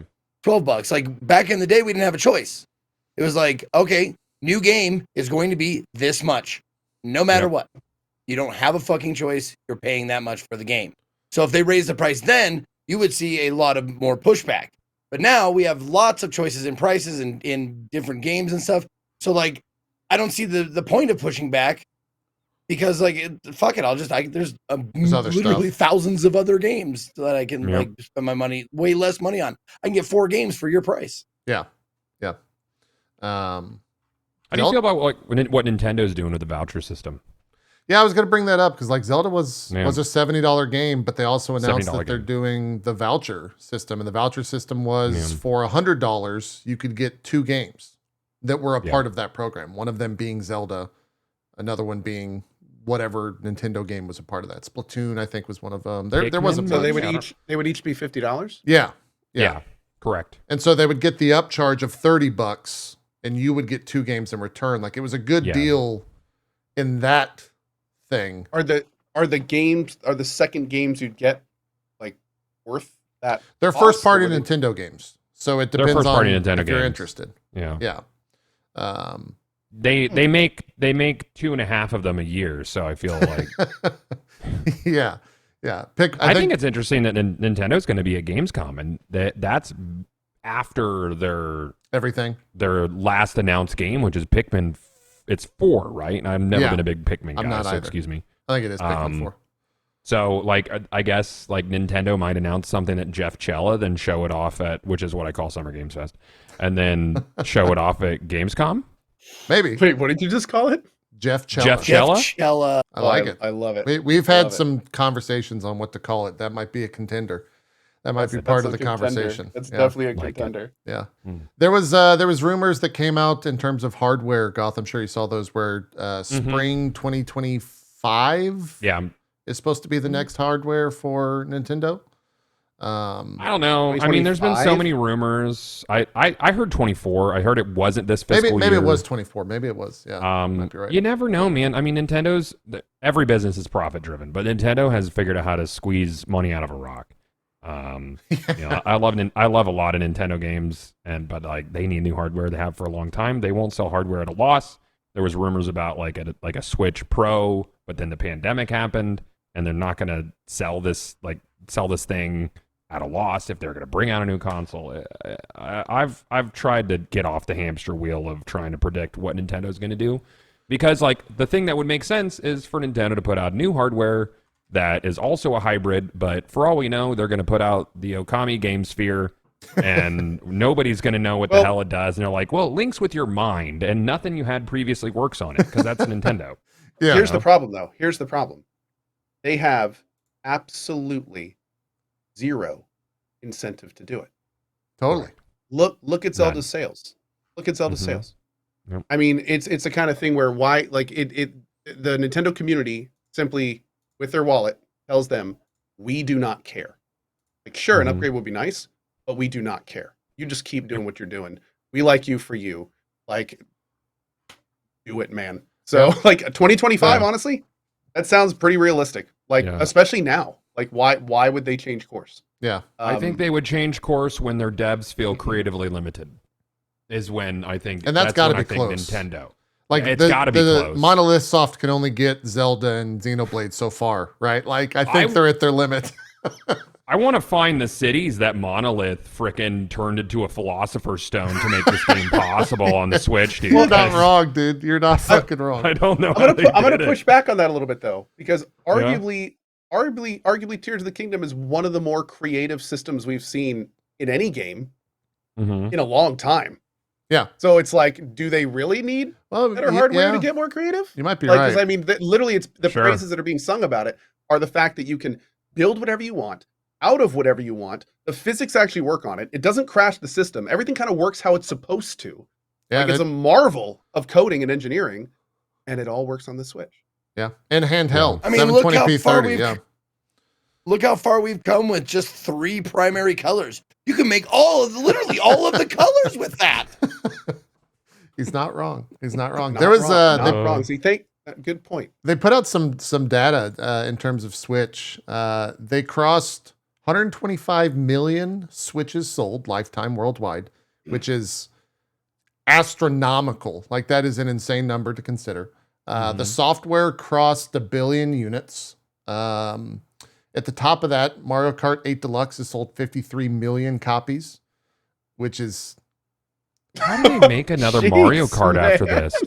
Like- This has like every map from every Mario Kart Yeah. in it. you're right. The DLC for that's been crazy. Oh my lord. Animal Crossing New Horizons 42 million, Super Smash Bros 31 million, Breath of the Wild is 29.81 million, Pokemon Sword and Shield 25, Super Mario Odyssey 25, Pokemon Scarlet and Violet 22, Super Mario Party, which this is wild, sold 19 million copies.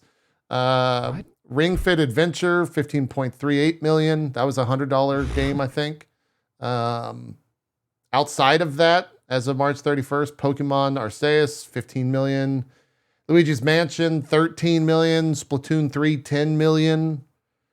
Like Xenoblade Chronicles, 2 million, which is crazy considering that game is like so unbelievably niche. Metroid Prime, just over 1 million. And Bayonetta 3, just over 1 million. Their smallest games are like wild successes by other standards. Yeah, I mean, they're not, that's exactly right. That's 100% right. Oh my god. They're not doing bad. And we wonder why there isn't a better Switch. Yeah. They don't have to. They don't That is have to. correct. Why? The question is why?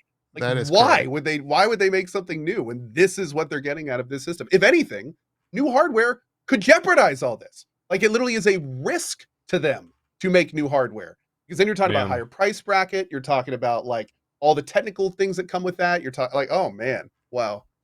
Yeah. Do you Those are some foresee crazy them numbers. moving away from the hybrid handheld home console? Like I was for thinking me, about that. logically, it doesn't make sense. We had that conversation. I think my hope, and I don't know if they would do this, but my hope would be that they do the handheld, right? Like they do a Switch, but they also sell, because this is a thing now, and I don't think this was a thing when the Switch originally was announced.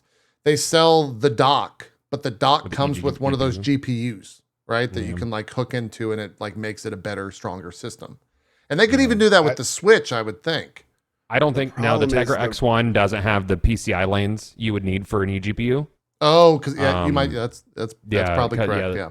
Yeah. 'cause If it's they, older. if they brought out like a new chipset that was built on NVIDIA, they could potentially have an underpowered system that's about as strong as a PS4 and have DLSS 3 working on the thing.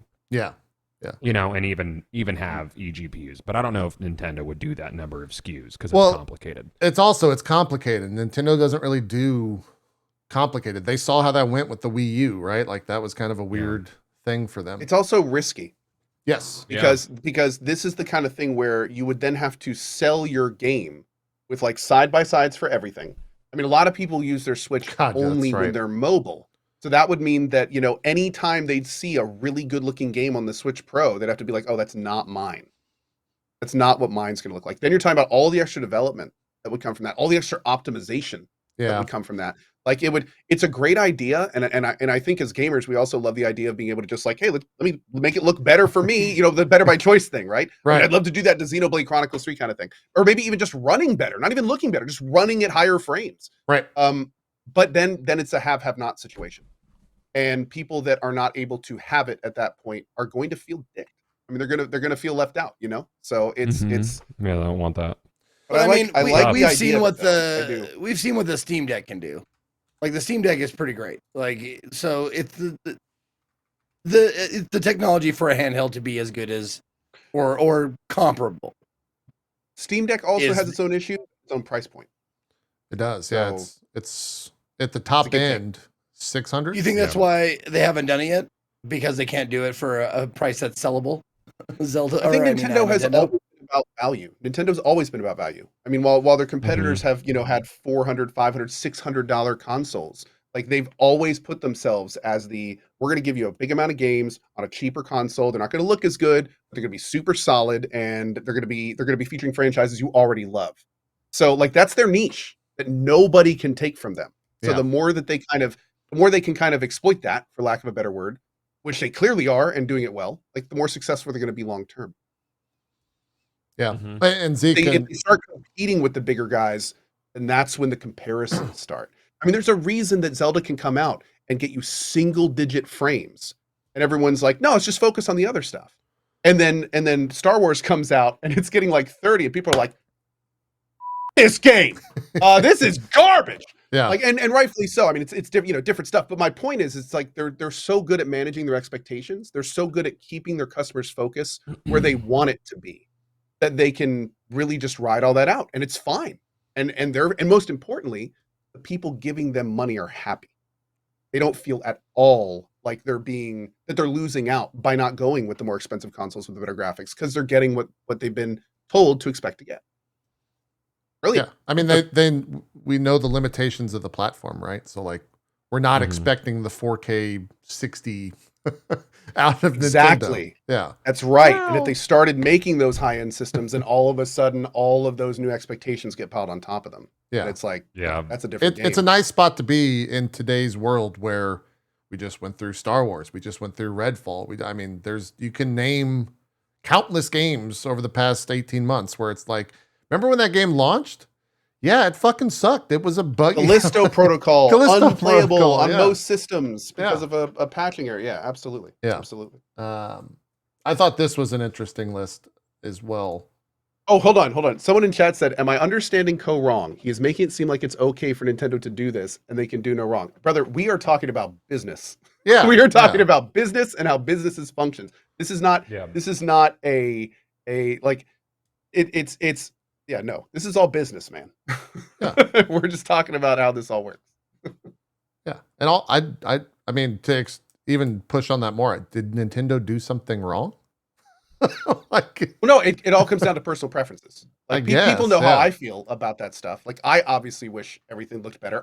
But see, that's the thing. I'm not a big Nintendo guy. So when Nintendo's like, we want your expectations here, me as a not really Nintendo person, I'm like, no, my expectations are going to stay here. That's one of the reasons that a lot of times I'm critical about the Switch and the lack of hardware and stuff like that, because I am not one of the people that is content with the expectations they want to deliver. That's just personal preference. That's not what we're talking about right now. We're just talking about Gotcha. the business aspects, how it works, all that kind of stuff. I see what you're saying. Yeah. This was the biggest video game launches in Japan. Zelda debuted at number 7 all time. I think it's incredible that Nintendo just like rules Japan like with an iron fist. PlayStation has With number a 5. padded big white glove fist. There you go. Yes, that's probably more Yes. apt. Yeah. Final Fantasy VIII. There's rocks in last the one. glove, though, just so you know. It's Underneath. full of bolts, just Underneath. iron bolts. No, it's not rocks. It's the money. They just put like wads of $100 coins. bills and golden coins. Yeah, gold That's coins. exactly That's right. it. Gold coins. Exactly right. Yeah, Splatoon is I've always known Splatoon's big in Japan and not really anywhere else, but to I have hate Splatoon, dude. like 3.5 million sales for a launch is fucking crazy for Splatoon. Have you over played there. Splatoon, Yeah, JP? yeah. Have you I'm played very during familiar. a Splatfest? No. What is that? Because there's like Is it wild? I'm a grown man, and I have never been more humbled Oh, than yeah? playing this kid Squid You Game. get your ass beat?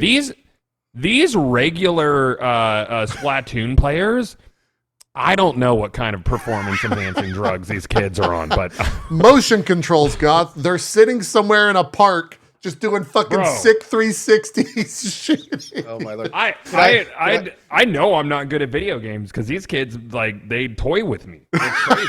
It's insane. Yeah. Can I just say I haven't been I'm in it. already loving the next things out of Goth's mouth when he starts with, I'm a grown man. That's a good lead in. That's a great lead. I'm a grown ass man. Yeah. I can actually identify with that. I say that a lot to justify some of my my actions. It's a good one. That's a good one. Now that the list we were looking at, was that just like it said launch, like it was like the opening weekend, or I think or it's like the opening week. Yeah. Week, The okay. First like 3-4 days. Because Nintendo on Zelda launched last Friday, and on Monday they announced they had sold 10 million units already Yeah. globally. And so I think that's what launch incorporates. Yeah. So and it says digital sales used when available. So I don't know like how much of those are digital and if they were available for something like this. Yeah, it's weird to see like the 90s, like the Final Fantasy 7, Right. Final Fantasy 8. But- They're up there, and that was hard copy only, right? It makes you think because like I was a kid, right? So I didn't really consider any of this at the time. But Final Fantasy 7 came out, right? Was huge. The hype for Final Fantasy 8 was so big because 7 was as big as it was, and it debuted at 5. But historically, 8's kind of a weird game in terms of if people like it or not. Like it's kind of divisive. Yeah, you don't hear the 8 being in the top 3 when people Final Fantasy people yeah, like rate for some rate people, the but core it's games. It's interesting though because the people that liked 8 tend to love 8. yes, And I know people who say 8 is their favorite Final Fantasy game. So Totally. I think the best word you use right there is divisive. Very divisive game. Yeah. I would, that part of me wishes I could, knowing what I do and how I commentate about like video games and the business of video games, I wish I could go back then to see if it's just the exact same fucking conversations today, right? To see how much history has repeated itself in all of this. It would be very interesting if I could do that. But instead I was just like a 13-year-old who was like, look at the summons. They're so crazy. They've got the Knights of the Round and it plays for 7 minutes long. It's just the best. I love this. This is the greatest game. It's great. Anyways, a little bit more news, then we'll jump into Zelda. Zeke, you'll be interested in this. I don't know if you saw this. Dead by Daylight, stay with me, has introduced something that we're going to find out about Nicolas Cage. Yes, I was gonna say, I heard about that. I don't know what he's doing. I don't know if he's a killer. I don't know if he's a normal dude or like, I don't have know. no idea how Maybe the he's devs just there. would hire the best actor of our generation. Yeah, But they did it. they did it. They did it. Yeah. I'm very curious to see what Well, Zeke's I about to mean, show. I haven't Maybe picked a up survivor? a lot Oh. of. Yes, probably. Yeah. I haven't picked up Dead by Daylight, but I might have to now because, like, I've been a Nick Cage fan for Yeah, quite a long time now, I figured you were. and You seemed like that type of content Yeah. interest you. Yeah. Oh, Nicolas Cage and Dead by Daylight. They put out a teaser. When is the... Learn more on July the 5th. So... Who is Nicolas Cage? Get out. Where's over there? Yeah, Go. ban that person. That's a cross out. ban. Mods. Share your mod list just for I that will. person. Absolutely. We'll call it Nick Cage ban list. There you go. now There you is go. Nick Cage going to be the first person that's just playing themselves in the game? I get... I mean... they- Chad is saying, I don't know if this is confirmed, but Chad's saying he's going to be a survivor. So he would be a person you can pick as a survivor. I don't know if that's actually been To me, announced, that's- But seems- still, I mean, even so, is that the first time in the game that someone I is think- going to be playing themselves survivor or killer or not? From an actor point of view, yeah, I think so. I think you are correct. Okay. Yeah. Yeah. Yeah. Apparently, it was apparently confirmed there are other Survivor. actors in the game. Oh, I didn't realize that. Okay. Of that level,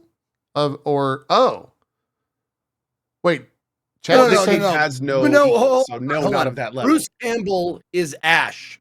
He is not Bruce Campbell. He's Ash, right? right? Nicolas Nick Cage is Cage Nick Cage. Is not Plays playing Nick the Cage. guy from Leaving Las Vegas or the guy from Raising Arizona. He's not playing those guys. He's playing Nick Cage himself. So he's Yeah. not playing. He is. Yeah. He might. What was that? What was the movie where he played himself? Because he might be playing Nick Cage. I Nick Cage, saw that playing Nick movie. Oh, from adaptation.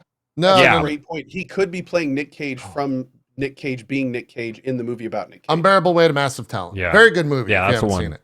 Yeah. Yep. I haven't seen it. That's a really good point. It's great. Oh, What's going wait. on? Yeah, adaptation. not is a- him playing the adaptation, writer. Yeah, it's a totally different thing, but also surreal. Sorry, Yeah. my bad. Unbearable Weight of Massive Talent. He plays himself. It's such a great title. Yeah. It's also it's good. It's a good film. It's a good film. It's also Work for memed. Van Damme, right? Yeah, it's memed out the ass. There's a ton of memes I from love that, that. film. So yeah, I guess we'll see what's going on July 5th. He was confirmed in a roadmap release to be a survivor. So that's locked Oh, there you in. go. I wish he was a killer though. I wish just Nick Cage just walked around. He just had a knife, and and his move was stab. He Yeah. just stabbed people. And like that's that it. would That's his whole thing. that's what they should do. but they're not. No, they should not like don't give Nick Cage any weapons or anything. He Just have Nick strangles Cage a little bit. Just be like, and then your head explodes. That's an That's it. emote. Is the Gone in 60 Seconds moment of him listening to there we go. the song. Yeah, that'd be good. That'd be good. It's got like little cameos from each of his movie. He like unrolls a map and sees Yeah. where all the players are. That's Yeah. great. I'm The Declaration of on. Independence. I'm on board. I will Yeah. play that game if Nick Cage has all those things. We'll see what happens July 5th. The other big news this week, and then we'll talk games we've been playing, specifically Zelda. Mortal Kombat 1 was officially announced. I will not play this trailer because I don't want the gore check to show up on YouTube for said trailer. Have you guys seen said trailer? If not, you yes. should watch it. Also, It's I love awesome. in classic Mortal Kombat story ridiculousness. They're making Mortal Kombat 1, but it's not a reboot of the actual one. It's like the new world with Liu Kang as the god recreating one. So it's like this. It's great. I love it. I can't wait to play it. I They're can't always- either. They're interactive movies, and they're so much fun. Like I had a great time in the last one. This one's probably going to be a great time too. Yeah. So, oh Yeah. man, it's hilarious. I think we both did sponsor streams for the main release and the DLC, and the story was fantastic in those games just to play through. They're experiences. yeah, Sure. They're yeah. absolutely experiences. they're great. And this one, man, I was having the conversation with my wife about it, and I was like, you know what? When I was a kid, I went to we went on our trip to Vegas, like a family trip, and we were at the Best Western in Vegas, and they had Mortal Kombat 2 in the basement. So we sat there and played Mortal Kombat 2 all night. I was like, look at these fatalities. They're ripping people's heads off. This is fantastic. And at the time, I think that was when like it was all over the news of like our game's too gory. And I was like, no, these old people are stupid. Cut to Mortal Kombat 1. And I'm sitting there, is this game too violent? Like, what? This is like brutal. This is You so see, like, crazy. You see people getting ripped apart, and they're like anatomically appropriate organs are flying out in Dude. the right places at the right time. It's crazy. It like goes, Oh my it starts Lord, off dude. in the first like 60% of that trailer. Looks good, looks, cool graphics and all that. And then the gore starts and you're just like, holy shit, man. They like It becomes a show. It becomes a showcase of carnage. Like it. Just Yeah, becomes man. It's just like, look what we can do. like the way the body Yes. parts, you're right, where like the viscera just falls to the ground and it's wild. Absolutely show. crain. If you haven't seen the trailer, go watch it. I'm not, it's not a joke when I say I don't want to show it because the video will get flagged for gore. On I haven't watched YouTube. it, but I'm gonna check it out later. For sure. You should. I'm watching it right now, Yeah.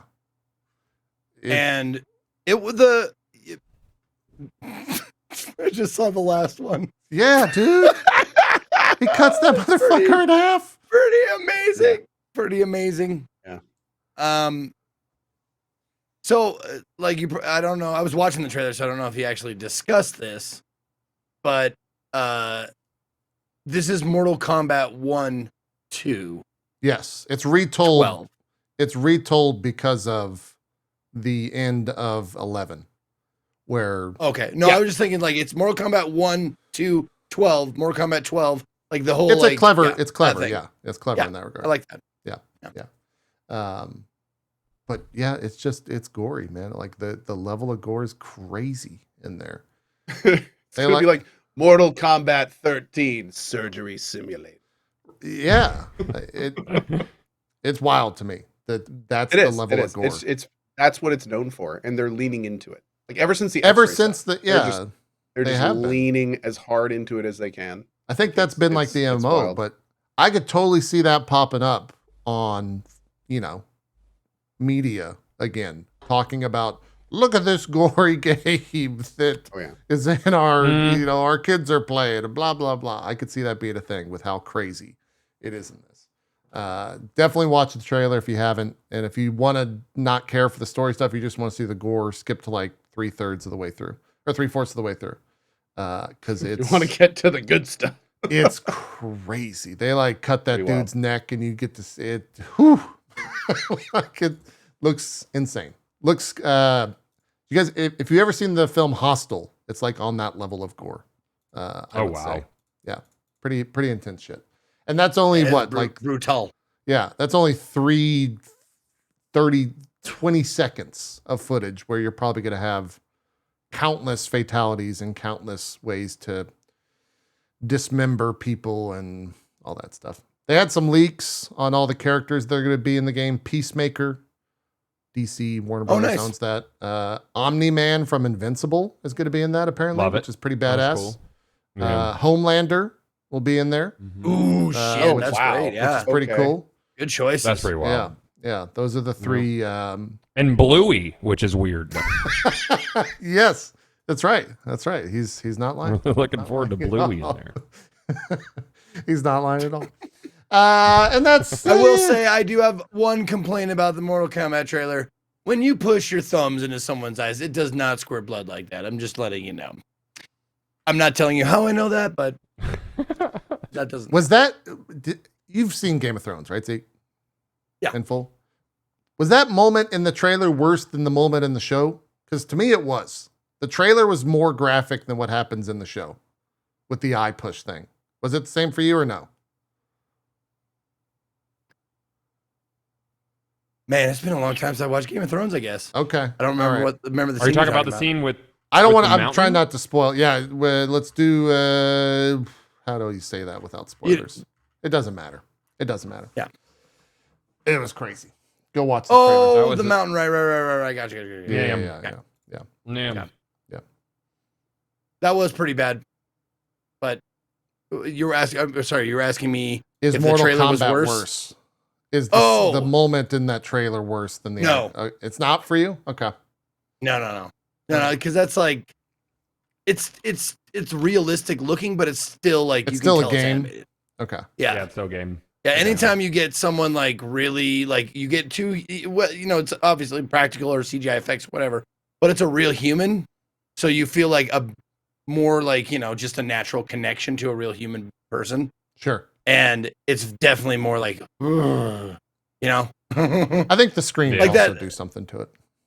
yeah, like that game that we were talking about, the body cam game that was too real. Like I won't touch it because Oh, it's too yeah. real for me. Okay. Sure. Yeah, just like that is just like more visceral response for me. Just Makes sense. All right. That's enough news. There might be a couple other stories that we missed, but we'll discuss them next week if there were. Let's jump into talking about Zelda. Hey. I guess Goth, you can join me on this. okay, don't start fighting until I get back. I gotta go to the bathroom break. Go to the restroom. We'll lay out the ground rules. Spoilers. Where do we want to talk about? Well, you've not beat it yet. I've put 40 hours into it. I've done a single temple. So no. I got the last shrine today. I finished all my shrines. 150, that's a lot. 152 Apparently, shrines. it's not a spoiler to say. Apparently, there's a lore bomb after that. There is Wow, a okay. so I have a theory, timeline stuff, and it's all convoluted Nintendo crap. But there is a massive lore bomb that confirms some stuff that they talked about in Hyrule Historia that up until now wasn't like super considered canon. Nice. After you finish the shrines, because after you finish the shrines of Breath of the Wild, you get the Tunic of the Wild, which is basically like Link's classic outfit, but redone for Breath of the Wild, right? Nice. In this, I'm not gonna spoil it. You get something completely different, and it's Okay. it was pretty nutty for me today. So it's hard to really talk about Zelda a ton without at least mild spoilers. Yeah, that's what I was going to Um, say. Mild spoilers if you haven't played. I think the Yeah. biggest spoilers that I won't talk about like story, but there is something on the level of Elden Ring when it comes to discovering how big that map is. Yeah, That is comparable to Zelda. So if you don't want that spoiled, it's kind of hard to talk about the game and how it's big kind it of hard is. to talk about it with it's something. Nintendo is incredibly ballsy for not showing Yes. what they didn't show prior to, because even months before I was like, I don't know, I'm kind of like on the fence about this thing, because everything they showed was just it just looked like Breath of the Wild's map. Yeah. And I could say I've put like probably 1,000 hours into Breath of the Wild over the last, I don't know, since it came out. Like what, 6 years? 6, 7 years, something like that. Yeah. 6, 7 years. And the world felt foreign to me, you know? Like obviously the topography is the same, but just the way that like the new POIs are, and you know, the way that the enemies patrol, and the like just how much they definitely made it more dense, like in Breath of the Wild. I don't think I can go back and play Breath of the Wild now. Yeah, I've had a lot of people say that. I think I would be bored, and that was like previous to this was my favorite Zelda game. Yeah, it's crazy. This is from my day one stream. Wait, did right? you just feed that dog food? Yeah, if you feed the dog 4 pieces of meat, he digs up a chest for you. What the fuck? Yeah, man. Yeah. And that's our Zelda review. Let's move on to the next game. I feel like that could just be summarized. I didn't realize he dug up a chest for you. That's what fucking okay. I know you couldn't pet the dog. Yeah, I know you can't pet the dog, but I guess you could feed it. Didn't know that. Oh, you got a lot of horses. So it actually carries over your horses that you had. That's the one thing. From your first save, yeah. And I apparently have 2 Eponas now, because you could get a new Epona if you already had an Epona. So I have Epona 2. Nice. Yeah, horses carry over. Also, I think there's a picture in your house of you and the champions that carries over from the Champions Ballad DLC. Yeah. Got it. Yeah, I never played any of the DLC for Breath of the Wild, so I think I missed out because like I didn't know you got a fucking house. I didn't know that was a thing. There's a whole quest line that there's a whole I haven't even touched it yet. Oh, okay. And the one hot take I get is compared to like Animal Crossing. Do you remember Terrytown from Breath of the Wild? Yeah, I've stumbled upon that. Well, they're expanding, and that's it is a whole thing, dude. Yeah. Okay. All right. This is already more time than I've spent on a horse in my own playthrough. That horse is huge. Yeah, the horse is fucking huge. Had to throw that in there. Big ass horse. Yeah, the horse is massive. That's the Ganon horse. My newest vehicle that I was turned on to yesterday. So I went through my entire playthrough without this thing. It is literally 2 fans and a control unit, and you are basically that's the Green go-to Goblin. one. Yeah, it's the Green Goblin glider. It has no limit to how far you can fly, other than battery. It's the de facto. What was that, Co? It's the de facto. The amount of TikToks that I've seen. Like it's that one, and then there's putting the fan on the front and the back and making like a motorcycle. Yeah. Yep. It goes around, like those cycle. Two. Yep. Yeah. Mm-hmm. And then, dude, this just a real quick add in. While you guys, the amount of like crazy machines people are building in this game, and then making like TikToks and tweets and stuff about. I have to say that alone has been probably the most entertaining thing that this game. Like it's incredible, absolutely incredible. Seeing what people. I was talking about the fact that they work. Yeah, well, I was talking about that with my stream. Like, there's whoever the dev is that was like, we should just allow them to fuse anything. That did that is probably just like catching high fives nonstop walking through the office. Just like, look at our social. We took over TikTok. Oh, dude. We own TikTok. Like it's all over the place, and he's just got to be walking through those halls, just like, yeah. That's me. I did a triple take when I read the title of one particular video where it was like, so I built an orbital laser cannon, and I was like, bullshit. Like, no, you didn't. Bullshit. And then I watched the video, and the dude literally puts down a matrices of lasers on a rocket, and then he fires it up over an enemy, and the second those lasers track, it stops and it starts waving back and forth with like 16 lasers just slicing the thing in half. And I was like, you are kidding me, dude. Yeah. Like how people have made fucking mechs with like full arms that just like beat the shit out of mobs. There's people have made mechs that have mini mechs that walk in with lasers on them and fight on their own. Like, I made the Hylian Segway. Show battle bots. If you never saw that. Oh, there you go. It's wild. Like it is. I've not experienced a game like that before. Yeah. Where it. Who was it? Maybe it was. It might have been Gene. It might have been Skill Up. But in their review, they essentially said like, Zelda never says no. It always says Mhm. yes with a little bit of caveat. And like that's how they described the game when it came to Tears of the Kingdom. And I think that's like the most apt way to talk about it. Because I think you get to see me die several times trying to get this tower. I'm but excited for it. yeah.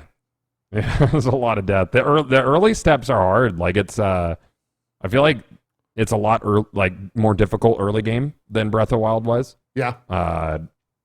The enemies definitely have a much deeper toolbox to use on you, and until you start unlocking a lot of yours, you're kind of at a disadvantage, or really mastering your new abilities, like with Right. the time reverse and stuff. There's a lot of cool stuff you could do. Yeah. I think that's. But it certainly doesn't apt. tell you no that often, and when it is, it's just a minor caveat. Yeah. How long into the game before you can actually start building shit like that?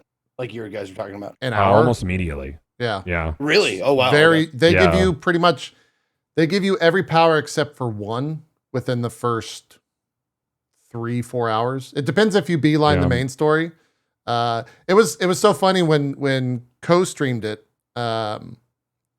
Apparently you like mainline the story or whatever. Mhm. And so people were watching me play, and I was at like 9 hours on Tutorial Island. And I was like, oh, I just got this new cool power. And people are like, wait, how are you like, how are you so slow? You're on Zeke time right now. And I was like, I don't know. Like I just I'm walking around doing a bunch of random shit. And I guess you like mainline the story to get out of Tutorial Island or whatever. I mean, a little bit. I did everything out of order. So I spent really? a lot more time on. I spent so I had to like double back and do a big circle and stuff. I played about 5 hours. yeah. And I did not get one of the, I guess I'll call it like the iconic gameplay features of this game that significantly assists in your traversal of the world, which is a pretty early game thing. Like apparently there were a lot of people when I quit, they were like, how did you not get that after playing 5 hours? Is it I the guess, yellow like, cape? side spoiler. That- It's only the slightest of spoilers. I don't think it's that spoiler if they've seen clips. I did not get the glider. Oh, okay. So all right. yeah, so I did not even know that existed by the time that I stopped. But Yeah. no, I certainly didn't. I went. Well, anyway, yeah, I didn't play that. Okay. Gotcha. Yeah. Goth, have you? I found this thing. We were talking about like TikToks, and I think almost every day I find something that some player has figured out the best way to do a thing. And so, for example, I love apples in this game. I eat a lot of apples. That's how I get all my food, right? I found this apple orchard that has a spawn point right next to it. So I just teleport in there, Mm-hmm. get all the apples. Okay. There is a way that if you get a bunch of apples, you fuse all the apples together, Goth, like 20 apples, you fuse them together. And then you use the, let's say the ability that allows you to like have templates. And you save that as a favorite, and you go to the apple orchard, you pull it out, it'll suck in all of the apples from the trees and just bring them right in front of you and drop them. So you could just collect 20 apples in like a second. Yep. Mm-hmm. And like that type of shit, it's just like, Man. what It- the it fuck? works on a lot of Why does stuff, that too. exist?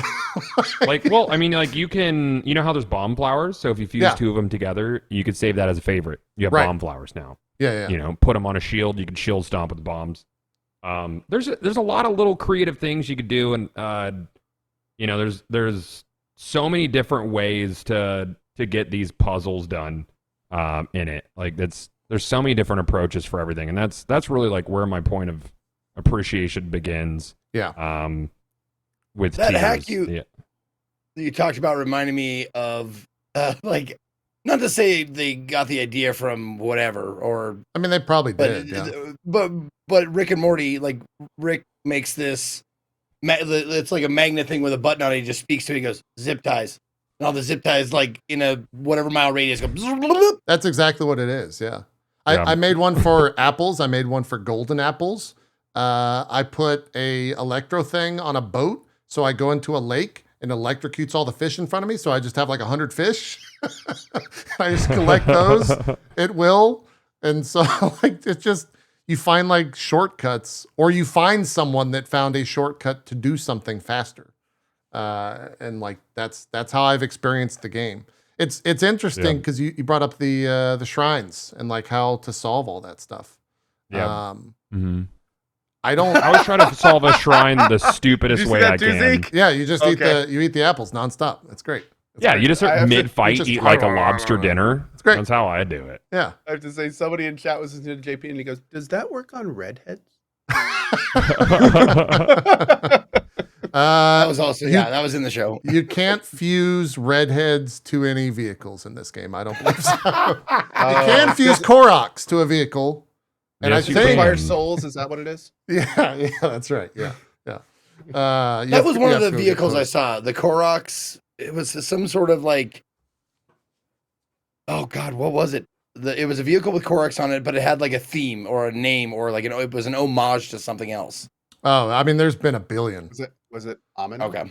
Yeah, there's been like the Amino, the there's dude. like straight up Korok crucifixion bullshit. Oh, People have made God, like man. wheels with Yeah. Koroks. Yeah, it was a Mad Max type of thing. Yeah. Yeah. Oh, where they put like the Oh, Korok up on the top. Yeah. they did the fire underneath them, and it was like Spit roast guy? They're yeah, spit the roast, spit roast, yeah. and you could That was Those cool. poor Koroks, man. Yeah. My lord. I saw a Korok. No, they had it coming. Wow. I saw a Oh, Korok yeah, TikTok where someone made him a swing, and it just sits there and Yep. swings the Korok back Yeah, and just forth. good vibes. It's like a super elaborate swing that people made because fucking why not? Good for them. No, but puzzle solving, I think, is this game's like champion. I think you were gonna drift into that, Goth, but I find interesting things are always happening because I look at the game differently than you look at the game, and you look at the game differently than another, and like every player looks at how to solve something completely Right. differently. So they walk into a shrine, and my favorite part is I don't read chat, I solve the shrine, and then I look at chat and it's like 40 people telling me 40 different ways that they solved the same exact puzzle. Right. And like that's where the game I think shines at its shines the brightest, is like you can do so many different things to just break it and solve it in the Yeah, best like, ways there was- possible. There was an article that was made. And it's like every single puzzle in this game can be built with a long enough log bridge. Totally. Just make a log bridge and They're not wrong. Just carry it with you everywhere. Yeah. There is later in it you get a scaffolding, which is basically like I just two got long that. pieces of concrete and then two sides. You get to make a scaffolding. It's like a blueprint, whatever. And I solved the entire final dungeon only using scaffoldings. I saw how the puzzle was supposed to be done, and I was like, nope, we're going to use a scaffolding. It's going to be real stupid. And every time I was able to make a scaffolding, perhaps two scaffoldings, solve the puzzle. And it was fantastic. That's Dude, content. when you I know? unlocked Meanwhile, that, just like in my chat right now, meanwhile, I got these people, no, you're doing it wrong. They do the puzzle properly. But you got to do the thing with There the is wheel, no and then proper the way water to drips solve on it. the fire to trigger the balloon. Put the scaffolding away. there's no way to solve. Dude, I unlocked scaffolding last night. I was like, who the fuck would ever use this? 5 minutes later, I'm like, wait a minute. I could put a scaffolding right there, and then I could ascend through it on the top, and then that would give me enough distance to ascend through that thing. Ah, shit, we're gonna make a scaffolding here. I solved whatever I was trying to do with it. Oh, yeah. And like, Now, do you think, even though it looks like you're solving things not as intended, is it still probably intended? I don't know. When you make a system like this, I think the answer is yes. I think devs so. have given you a sandbox. Yeah. And if you want to, and most importantly, it's choice. So if you want to solve the puzzles like that, do it. They gave you the tools to do it. Like that's the whole point of this system. Is it's not telling you how to do anything. It's giving you all the tools. It's presenting you with a problem and saying, solve it however you want to have fun doing it. Have your own fun. Yeah. Like if you Yeah. want, don't use scaffolding and figure out how to use the tools we put in front of you, or just say screw it and make a scaffolding tower and jump over it. Like whatever you want to do. Yeah. Yeah. But no, I think if they didn't want that kind of thing, they would just limit what you could build in the temples, which of course was probably something they talked about. Do we want to make it so players can only use specific components in these temples So they have to solve these puzzles the way we want them to. Or do we want to give them total freedom at all times and let them make that choice? Let me ask you this. When you get to bosses and stuff, can you just make them a joke if you have something that's like a contraption? Like an orbital there's space laser? There's a boss. Yeah, you totally can. There's a boss that shoots goo. Okay. Yeah. And that's all I'm going to say about the boss. There's a boss that You've shoots got me goo. so far. There is a machine that follows enemies, and there is a fire hydrant. If you attach them, I made a little army of these things that would chase the boss and constantly clean the goo while I kicked its butt. Oh, And okay. that just feels good. It feels real good to like think your way around, how can I make this, or it's not an incredibly challenging boss, but how can I make this stupid and how can I kind of dunk on it? Like real gaming freedom. Yeah, like a goo Roomba. It was great. Zeke, And I felt like I that's was a cool. genius after I did it. It was I fantastic. fought so there's shrines in this game, Zeke, just like there was in Breath of the Wild, which I think you played. And there's combat shrines where you enter in and they don't give you any items and say like, you need to solve this combat arena with what we're giving you. Right. And so like, there's weapons thrown about. There's like a bow, there's arrows. You can take things from them. I got 2 rocks and a stick. I put the 2 rocks and put the stick and I rotated it and just did this. And then I used rewind on it and dragged all the mobs into it. And the thing just started rotating in midair and killed them all. I didn't use a single. So you made like a blender. I just made like a blender with like a stick. And so like, yeah, you can just do that to things and murder them if you want to. Or you can walk up and just like fight it with a sword if you want. I don't do that often because it's the combat. I think everyone that has enjoyed the game on any level, the combat is like kind of not the greatest part of this game. It's the exact same thing in Breath of the Wild. It's pretty comparable to that. They didn't change any aspect of it really. But what they did change is the fact that like, maybe you're going to fight a dude and you want to attach this rocket right here to go off at a certain point when you swing or shoot a certain area of it, and a giant, block just slams the mob against the wall or something. That's the type of shit that I think they did change. Like, I don't even know what you're doing here. Are you trying to get up? Oh, okay. You're trying to get higher up. Mhm. Got it. Yeah. So it's like they didn't. The combat's the worst part of the game still, but I don't think that matters because there's so much more things that you can do within the combat arena that will just be able to, push you past an encounter or a boss or whatever. That makes it more fun that you like solved it in your way, on your terms, instead of just like, I'm gonna unload, 10 weapons into this guy or 100 arrows into this guy or whatever. That's where I think the game is also genius, is you don't even have to interface with that aspect of the game if you don't want to. And I think that's why a lot of people are enjoying this over Breath of the Wild, because Breath of the Wild, for everything that it did right in terms of like an open world, you still had to walk up with a sword and fight a guy at the end of the day, right? Like, sure, you could put some bombs in there or do whatever, but in this, you don't ever have to interface with that, really. You can just build things right out of the gate. You can just build whatever you want, as long as you have the tools to do it.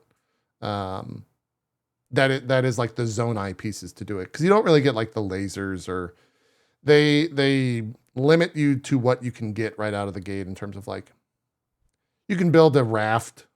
They'll have like some air blowers on the back, and you can get like, I don't think the rockets are really there until probably like 10 hours. Rockets into are the game. most important thing you can get. Yeah, they're pretty strong. Well, you can put them on your shield to lift you straight up, and it's more effective than Rivali's Gale out of Breath of the Wild. Like, and it's just on demand. So like, the little like gumball machines that you find around the world, when you mouse over them on the map, it'll show you what potential things you can get from it. As long as you've gotten it from it, it'll show you how many things it will have. Yeah.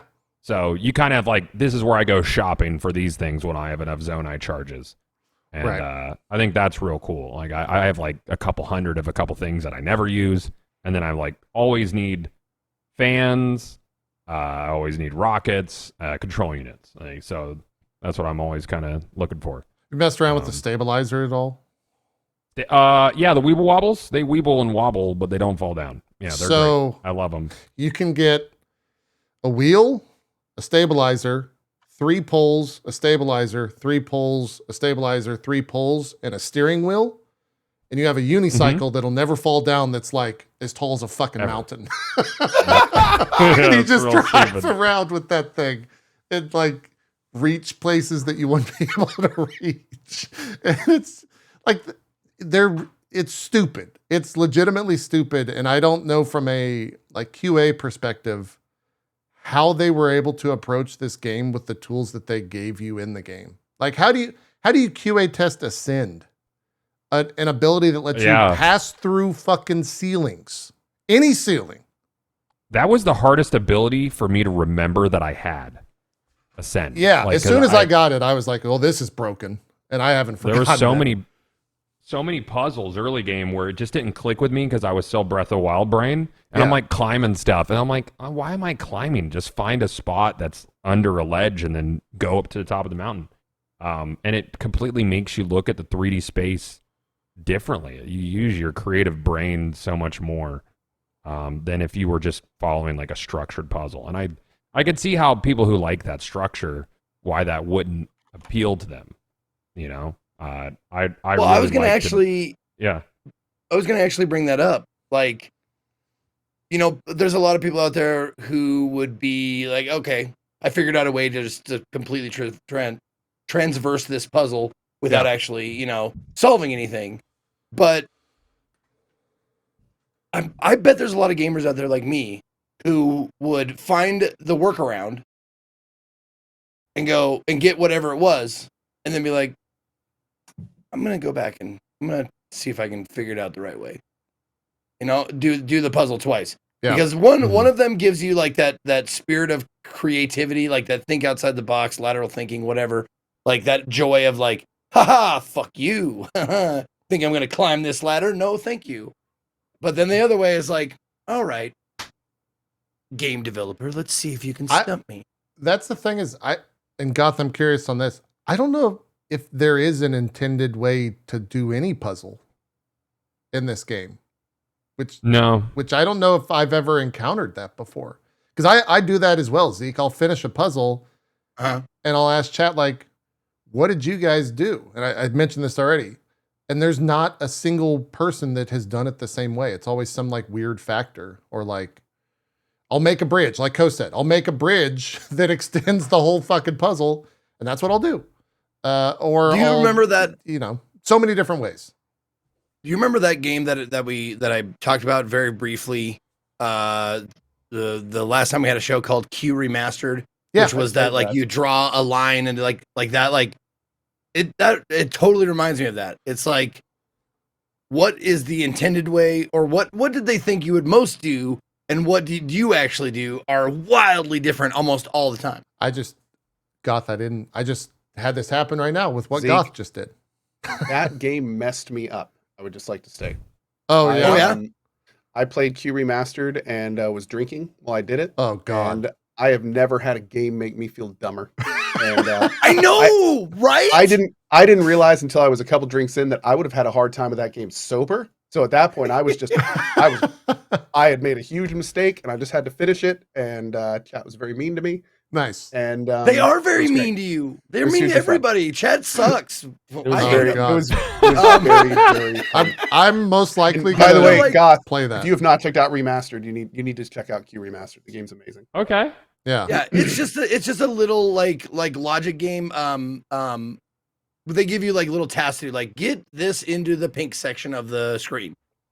Tip the cup over or something like that. But you draw lines. You draw like thick lines, and then once you pick up your mouse, it has gravity.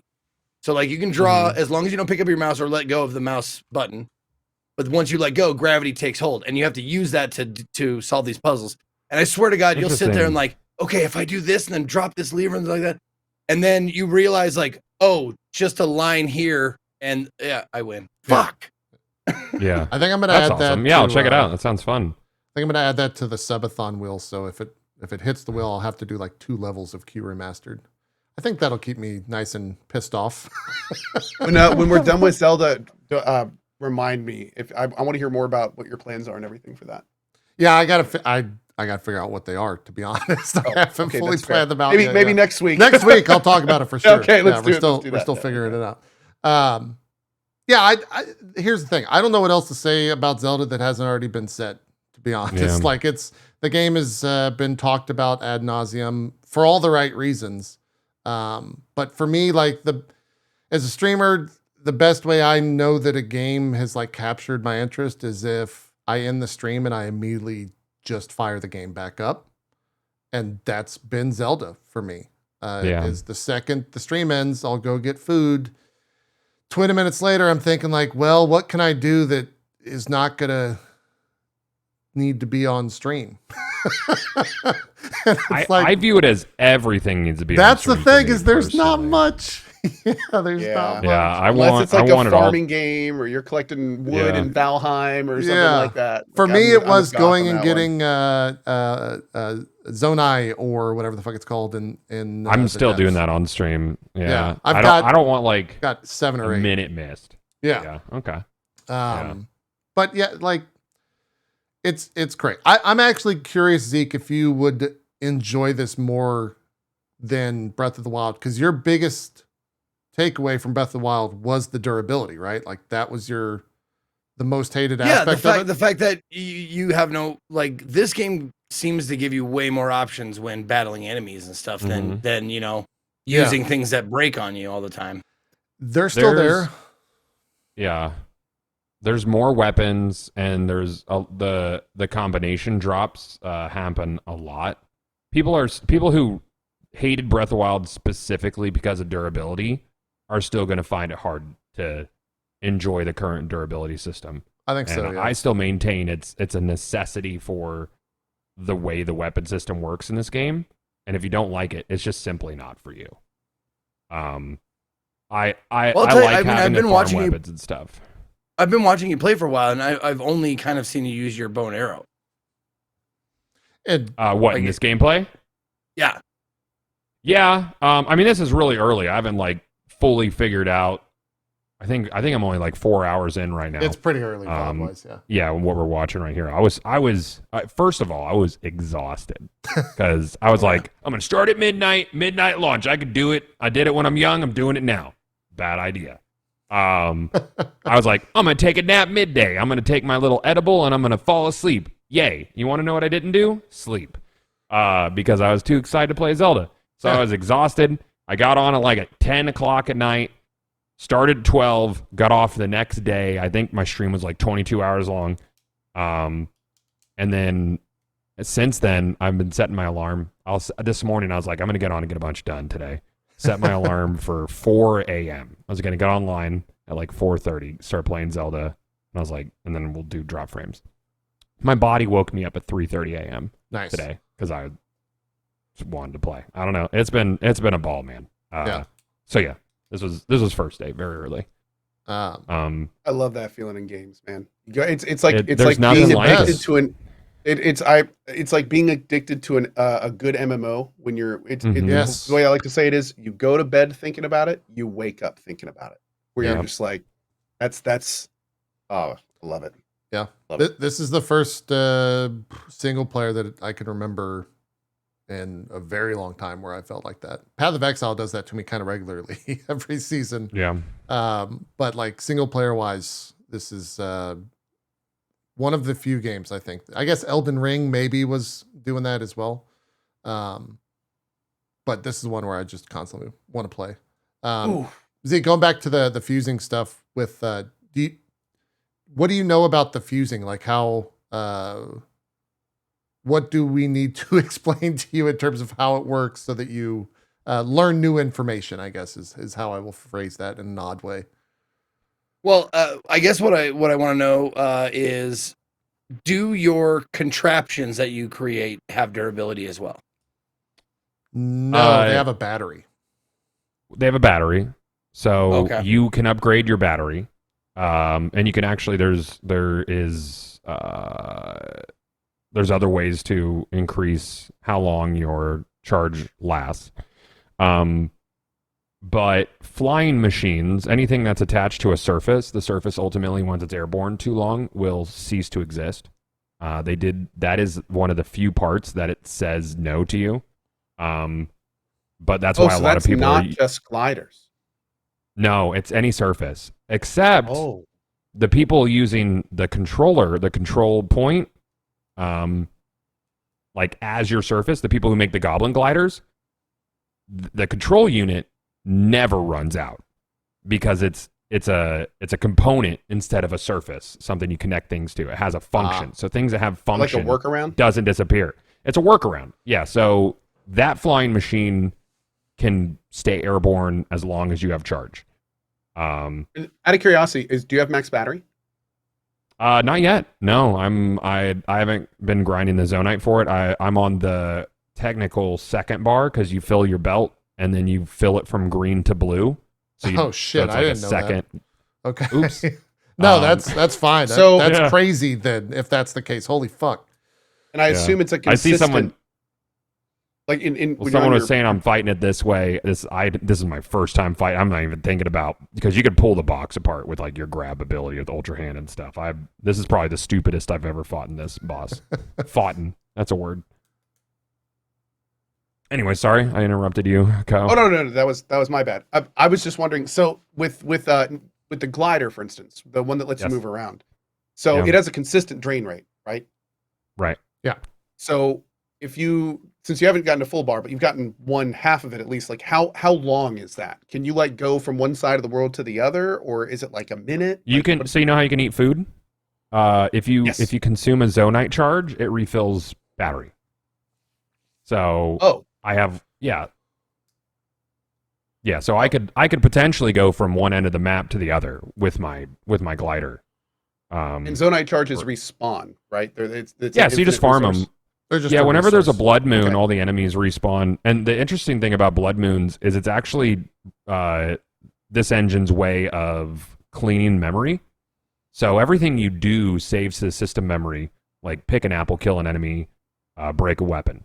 So when it gets to like a crux where it would start hurting performance or breaking the game, that's the blood moon. So that if you ever want to respawn enemies, just start picking up a bunch of stuff and killing a bunch of enemies. That's what keeps the cycle going. So yeah, it's more or less infinite for getting charges because you kill zonite constructs to get charges. Cool. Yeah. Mhm. Right on. Yeah. Yeah, I'm Yeah. watching you fight. Chat's watching you fight this boss, and they're just like, "You can." Yeah, do this that? is you can you can ascend through it. I didn't even think to do That's that. how I fought. Like, yeah, my favorite Yeah. thing to do to solve every puzzle. You were asking like Zeke what the go-to thing is puzzle wise. I will take a reverse. I will get a flat thing and reverse to hold it up for like 10 seconds. Mm-hmm. Let it go. Create your elevator. Hit reverse. Ascend through the top of that, and then I just keep doing that over and over with pieces. And it just Yeah. you can break like everything in the game. So JP just Do you goes. stay elevated? You stay on the thing because you reversed it with time. And Oh, okay. so it Yeah. keeps your track of time as you held it here for 10 seconds. And so then when you're on top of that, you can Okay. walk around and do whatever you want for 10 seconds. So You just have to keep Jay- rewinding it every 10 seconds. Yeah. JP Kinda. just goes, the second I figured this out, I did it every fight. And I instantly thought, oh, that's what Zeke would do when he finds out you can ascend up their ass. You can do that. Yep. There's statues Yeah. you can ascend up their Yep, you ass in can- the game. Yeah. You can That would Thanos basically be them, like 100%. I can imagine Zeke, like every fight, like that's the first thing we need to do. We need to find the taint. It's and we need viable. to attack it. Yeah, for me, No, that's what I do it in was- this fight. You grab the block, you wiggle it, and it just breaks the thing apart. and you Yeah, can't fight. yeah. I mean, that's how you do it. It took how Yeah. long? I've been on this for like 5 minutes, and I'm Yeah. really dumb about it and then I figured out. Yay, that's part of the fun. And Co, you weren't feeling this one, huh? Nope, wasn't feeling it. For me, it just became an issue of the fun factor. I wasn't Sure. enjoying myself with it. And it Mhm. kind of goes back to what we were talking about earlier. Like this, I feel like this is a game made for Nintendo fans. It's made for Nintendo fans that have Nintendo expectations, and inside that world, it's doing everything you want. I have zero uh qualms with like how cool this building system is, incredible like distance and girth in which like just they've made strides in what you can do with the fusing system. Talking about what you liked earlier, I actually fundamentally enjoyed the weapon durability system in this one because there are so many weapons you can make all the time. I didn't even like I barely broke a weapon down to breaking it before I would fuse something new, or I'd find something on the ground and be like, oh, let me make a spear out of that with a end tape, all that stuff. That stuff was great. The thing that was killing it for me is I didn't play on an emulator. And it sucks on Switch, man. Yeah. It sucks. I mean, it was It's a muddy tough. mess. It was muddy. Yeah. The frame rate would drop to single digits when I was like moving like around in that vision. You'd go into when I'd use the super hand, I'd hold down the Mhm. super hand and turn the camera to do something, and it would be like it would like atrocious. The fact that it's not fully voice acted, when we all know Nintendo could do that. Like it's the thing about this game for me is that like it's a testament to some really, really great stuff surrounded by a whole lot of they could do this so much better. And people Yeah. and like folks and for me who is not a big Nintendo guy, it really makes me feel like it's a lot of lost potential. Like like you're playing on an emulator, which is honestly one of the ways that I may go back and try this game. Is If I this- get this game running at 1080, yeah, oh yeah. Is this emulation or is this Switch, Goth? I'm playing emulated right now. I'm playing at 4K 30 locked. Is the footage that we're watching? The footage that we're watching right now is 4K 30 locked. I Okay. swapped over after 4 hours. The thing so I've played this on my OLED in the house, and I've played it on the TV in the house on Switch, and neither of those bother me at all. It's a lot harder to notice the muddiness or the frame rate dips, especially handheld, because it's only running 720p, so it can handle that better. But when I'm playing on my monitor, when I was playing on my monitor, like I'm like a foot from my monitor, it bothered me quite a bit. Yeah. Because the muddiness really came through. And like I'm a huge Zelda fan, and I'll make my excuses for Zelda games, whatever. But it definitely detracted from the experience for me. So I swapped over to emulator. I have a modded Switch. I have a first generation Switch, so I was able to take my physical media and pull the game off of it. And I was able to take my save. I didn't even know you could do. Like that's one of the things that Mhm. make me actually consider emulation. Yeah. So like that's Yeah. It's because it's literally off of my cartridge. your game. You made. Yeah, it's my game. Like legally, you can. You just can't when you distribute. It's a whole thing. Emulation is a whole. There's a rabbit lot. hole A big discussion. old, very gray can of worms. Yes. There's a lot of It is a great conversation. yeah, it's a lot. Yeah. But Every but time I've we been get on playing this it. subject, like Ko is like, Yeah. but blah, blah, blah, blah, blah.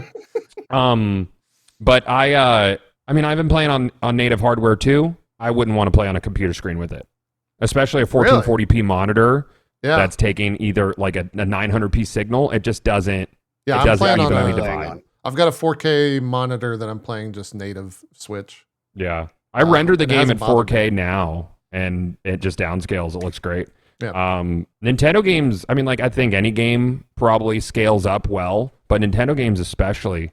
Like I played Breath of the Wild at 4K, 144 frames per second because Cemu emulator had like half decade of work put into it. It's Right. incredible, great experience.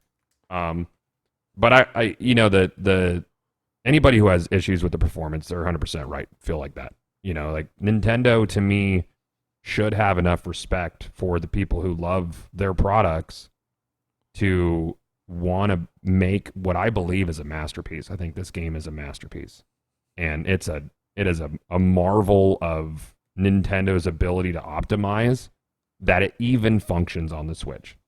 Yeah. But I feel Testament like to their engineers for sure. yeah, I feel like they should have enough respect for their consumers to want their masterpieces to look as good as they can, So, I mean, like, and that's Monolith as well. Monolith is wild. Monolith Soft is why that happens. Yeah. For those, Yep, so those I- are Monolith Soft did Xenoblade Chronicles, and if you play that game, you can very much see the influence on how that world works and how Yeah. it's basically the world of Zelda. Yeah, Like, it's crazy. There's Yeah. no loading, there's you can walk from one end of this world to the other without loading, which is, given how big this is just like, Yeah. how the fuck does that Yep. work? But to be fair, like that's, you know, and a lot of what we're talking about with the performance goes back to the business discussion we were having earlier, and how it, Yeah. in many ways it's in their interest not to make it look better. But on top of that, like just to be clear, like that the performance was a huge issue. But another thing that I kept coming back to was the voice acting. It's like you have voice actors, there is voice acting. You're freaking Nintendo. Why is not every word of this voice acted? Why don't you do that? I feel like that's a hardware limitation as well. Think so? Yeah, that's Just a space that's a lot of limitation? A memory. space limitation, yeah. A space limitation. I don't know. Cost. And that like, might be copium. I don't actually know. Yeah, I think it's cost. Maybe. Honestly, I don't know. Yeah. But, okay, well, maybe that Yeah. goes back to hardware. But and then there's localization as well. That's the thing. Is That's if true. you do it in That's a good English, you point. got to have all the That's literal true. That's true. global. And Nintendo product. is very much worldwide. Yeah. But I mean, again, they did have voice acting, and I'm sure that was localized. So it does, you know. But the thing that did it for me is I played Breath of the Wild. I started it, thought it was okay. I finished it. I was like, yeah, it's all right. But I had some some issues with the game. And I've never been a huge Zelda fan. I'm still one of those people that I loved the early Zelda games, but then they just kind of lost me as time went on. And some of that stuff is still very present in this game. In fact, not only was I kind of like realizing I wasn't having the best time during it due to the technical issues and the voice acting stuff, but I towards the end of my playthrough, I played for 3 hours, took a lunch, and came back. And I had to go to a castle area, and running there, it was pretty large, pretty empty, not really a lot to do, few NPCs here and there. And then I had to go back down to the beginning. So I took a glider, and this is where the game's cool. I took a glider and I put the glider on the ground, and then I reversed time so it was above me, and then I ascended into it, and then I glided off, and I was like, awesome, great, this is great. I didn't even have my control things at the time. And I did my glider, kind of tried to get it towards my objective, and I ended up going over water. And I went over the water, and there wasn't really there, and I kind of landed on the beach. And I look around on the beach, like in all directions. You can see in the video, and I'm just like, there's just nothing here. And then like I run, and like everything was just flat. There wasn't even like a tree. And then I find one tree, and I run up to the tree, and there was like one thing in it, and I hit it, and it was like a Korok. And then I kind of run over the side, and again I spin the camera around, and it was just so empty. And I realized that I had like another, because I didn't have a lot of cool stuff or cool vehicles. I didn't have blueprints, didn't have anything. And I realized it was going to be like a 10-minute walk to my objective. And at that point, I was just like, I'm not having fun, y'all. Like, I'm just, this isn't like it. Maybe this just isn't like, but all the things just added up at that moment. And I was just like, this isn't, this isn't for me, man. I get it. I can appreciate the awesome stuff in this game. I super appreciate fans that love this. I understand that like this is an iteration, and some of the stuff in his technical marvels, but there's always that fun factor. And for me, it didn't add up. I knew that, especially at the time with like Darkest Dungeon 2 and other games I knew I was just loving. I was like, I just don't want to do this right now. I will say that it was at a tipping point. Like there's no question that it was like, there was definitely cool stuff in the game. Which is one of the reasons, especially after talking to Goth and PMs, I might try it again someday with the emulation and see how that goes. See if if I'm playing it at 1080, 60 FPS, is that going to be enough for me to dive in? I don't know though. I have no idea. Feels good at but 60. It's definitely one of those games where I can appreciate there's cool stuff in it, just like a lot of genres of games I just don't play. I can appreciate that the game is good. I appreciate that it's some people's game of the year. Yep. Wasn't for me, man. Wasn't for me. Yeah, it's absolutely mine. And it's really easy for me to see eye to eye with you on that, because you guys love Elden Ring and Souls games, and I've tried. I can't get into Souls games. It's like a vibe thing. Like it just doesn't feed my soul. They're just. I enjoy the challenge, it's cool, but it just like doesn't hit the same for me. But I understand that these are games that people love. And I can acknowledge that like there's a reason like Elden Ring got Game of the Year for a lot of outlets and a lot of people. Everybody's different. For me, like Zelda for me, it was always there. Like I was a Zelda kid. Like I was homesick playing Ocarina. And I'm a huge Zelda lore nerd. So it's really easy for me to have an extremely biased opinion, and be like, this is probably my favorite game of all time. And that's a cool thing about opinions. Dude, Yeah. Zelda for you is Baldur's Gate for me. Like Yeah. it's one of those, except yours is a lot more popular than mine. But it's the kind of thing where like even it's the kind of thing where it's just like, I totally get it where, it's you grew up with it, man. This is your thing. And also I'd like to apologize on chat, not only on myself, but on behalf of Gothalion. I know you guys were expecting blood over this. I'm sorry. This is two grown men respecting each other's we're opinions. both older, man. We're both just sitting here respecting each other's opinions. Yeah. And I'm sorry that this is what it comes to. Well, and also it's very nice to have someone who's in the kind of the same headspace or whatever to like. You have to defend your fucking opinions all the time if you're a fucking streamer. You like people just attack you. Yeah. Not only defend it, justify. Yeah. You have to Yeah. explain why you like it. And Yeah. You can't And just as be someone like, who it's has a to weird do that, vibe, when you're man. having a conversation with that person, you I also- don't have to do that because I also so you don't like Zelda for being open world, but you play Outward? Yeah, because I love Outward. I Well, that's love the Zelda. thing. Sorry. I I'm feel sorry. like more so than, and this is purely me, Zeke, and Co goths. I don't necessarily know if this is true about you, but I do feel like Co and Zeke don't necessarily say incendiary statements about games. And when it comes to Zelda, you could say a very not incendiary statement and it will come across as incendiary, right? And so it'll just ignite the fan base. And so over the past to be week... fair, I had some rants about Nintendo. In Well, no, particular. yeah. I mean, we've all had rants. I think I was the You first should to hear say me it. around Their fucking hardware Pokemon sucks. season, dude. Yeah, hardware fucking sucks, I am man. very harsh on Pokemon. So are we. Because I They're- grew up with Pokemon as well, and it's like, come on. It like, fucking sucks these days. The hardware Dude, is I awful. downloaded. You I can't downloaded say that. Pokemon. I downloaded what was it? Pokemon Scarlet for my kid. Yeah. For Rowan, and he played it for like 5 minutes. And he's like, "This is boring and dumb." And then went back to playing Pokemon and Minecraft, and he just like is infatuated with that. Nice. And I was like, "Dang." that's But to great. your point, JP. Yeah. To your point, you're absolutely correct. Yeah. You the level of hot take that you like, you'd have the same level of hot take for game X or Zelda game, and you will get exponentially more pushback. Yeah.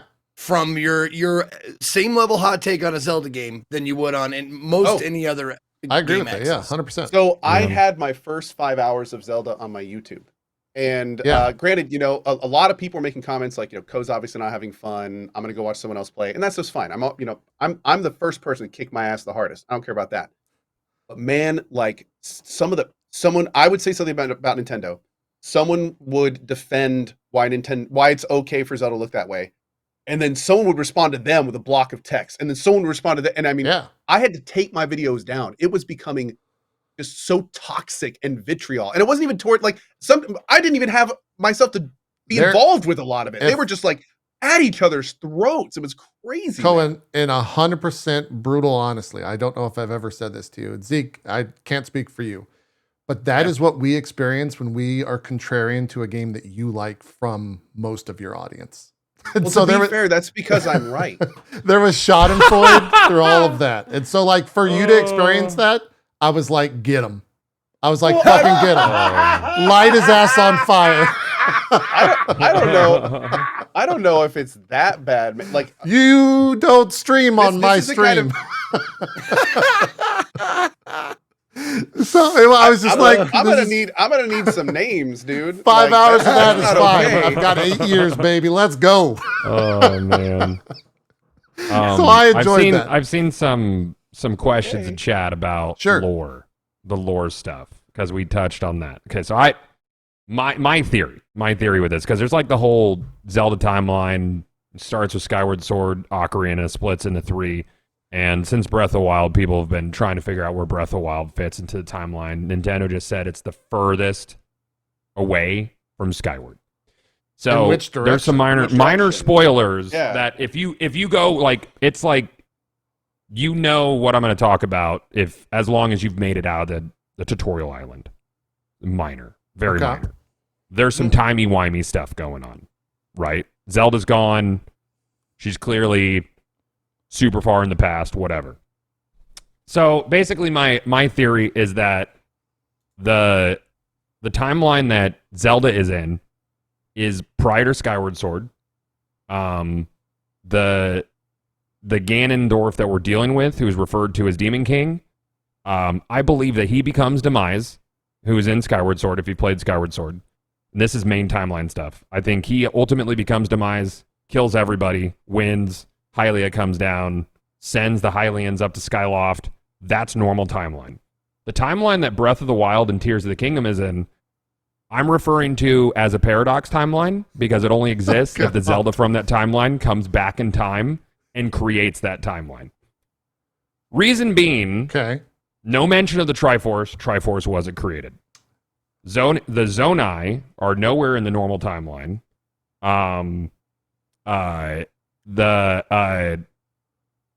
The Breath of the Wild and Tears don't fit into anything else.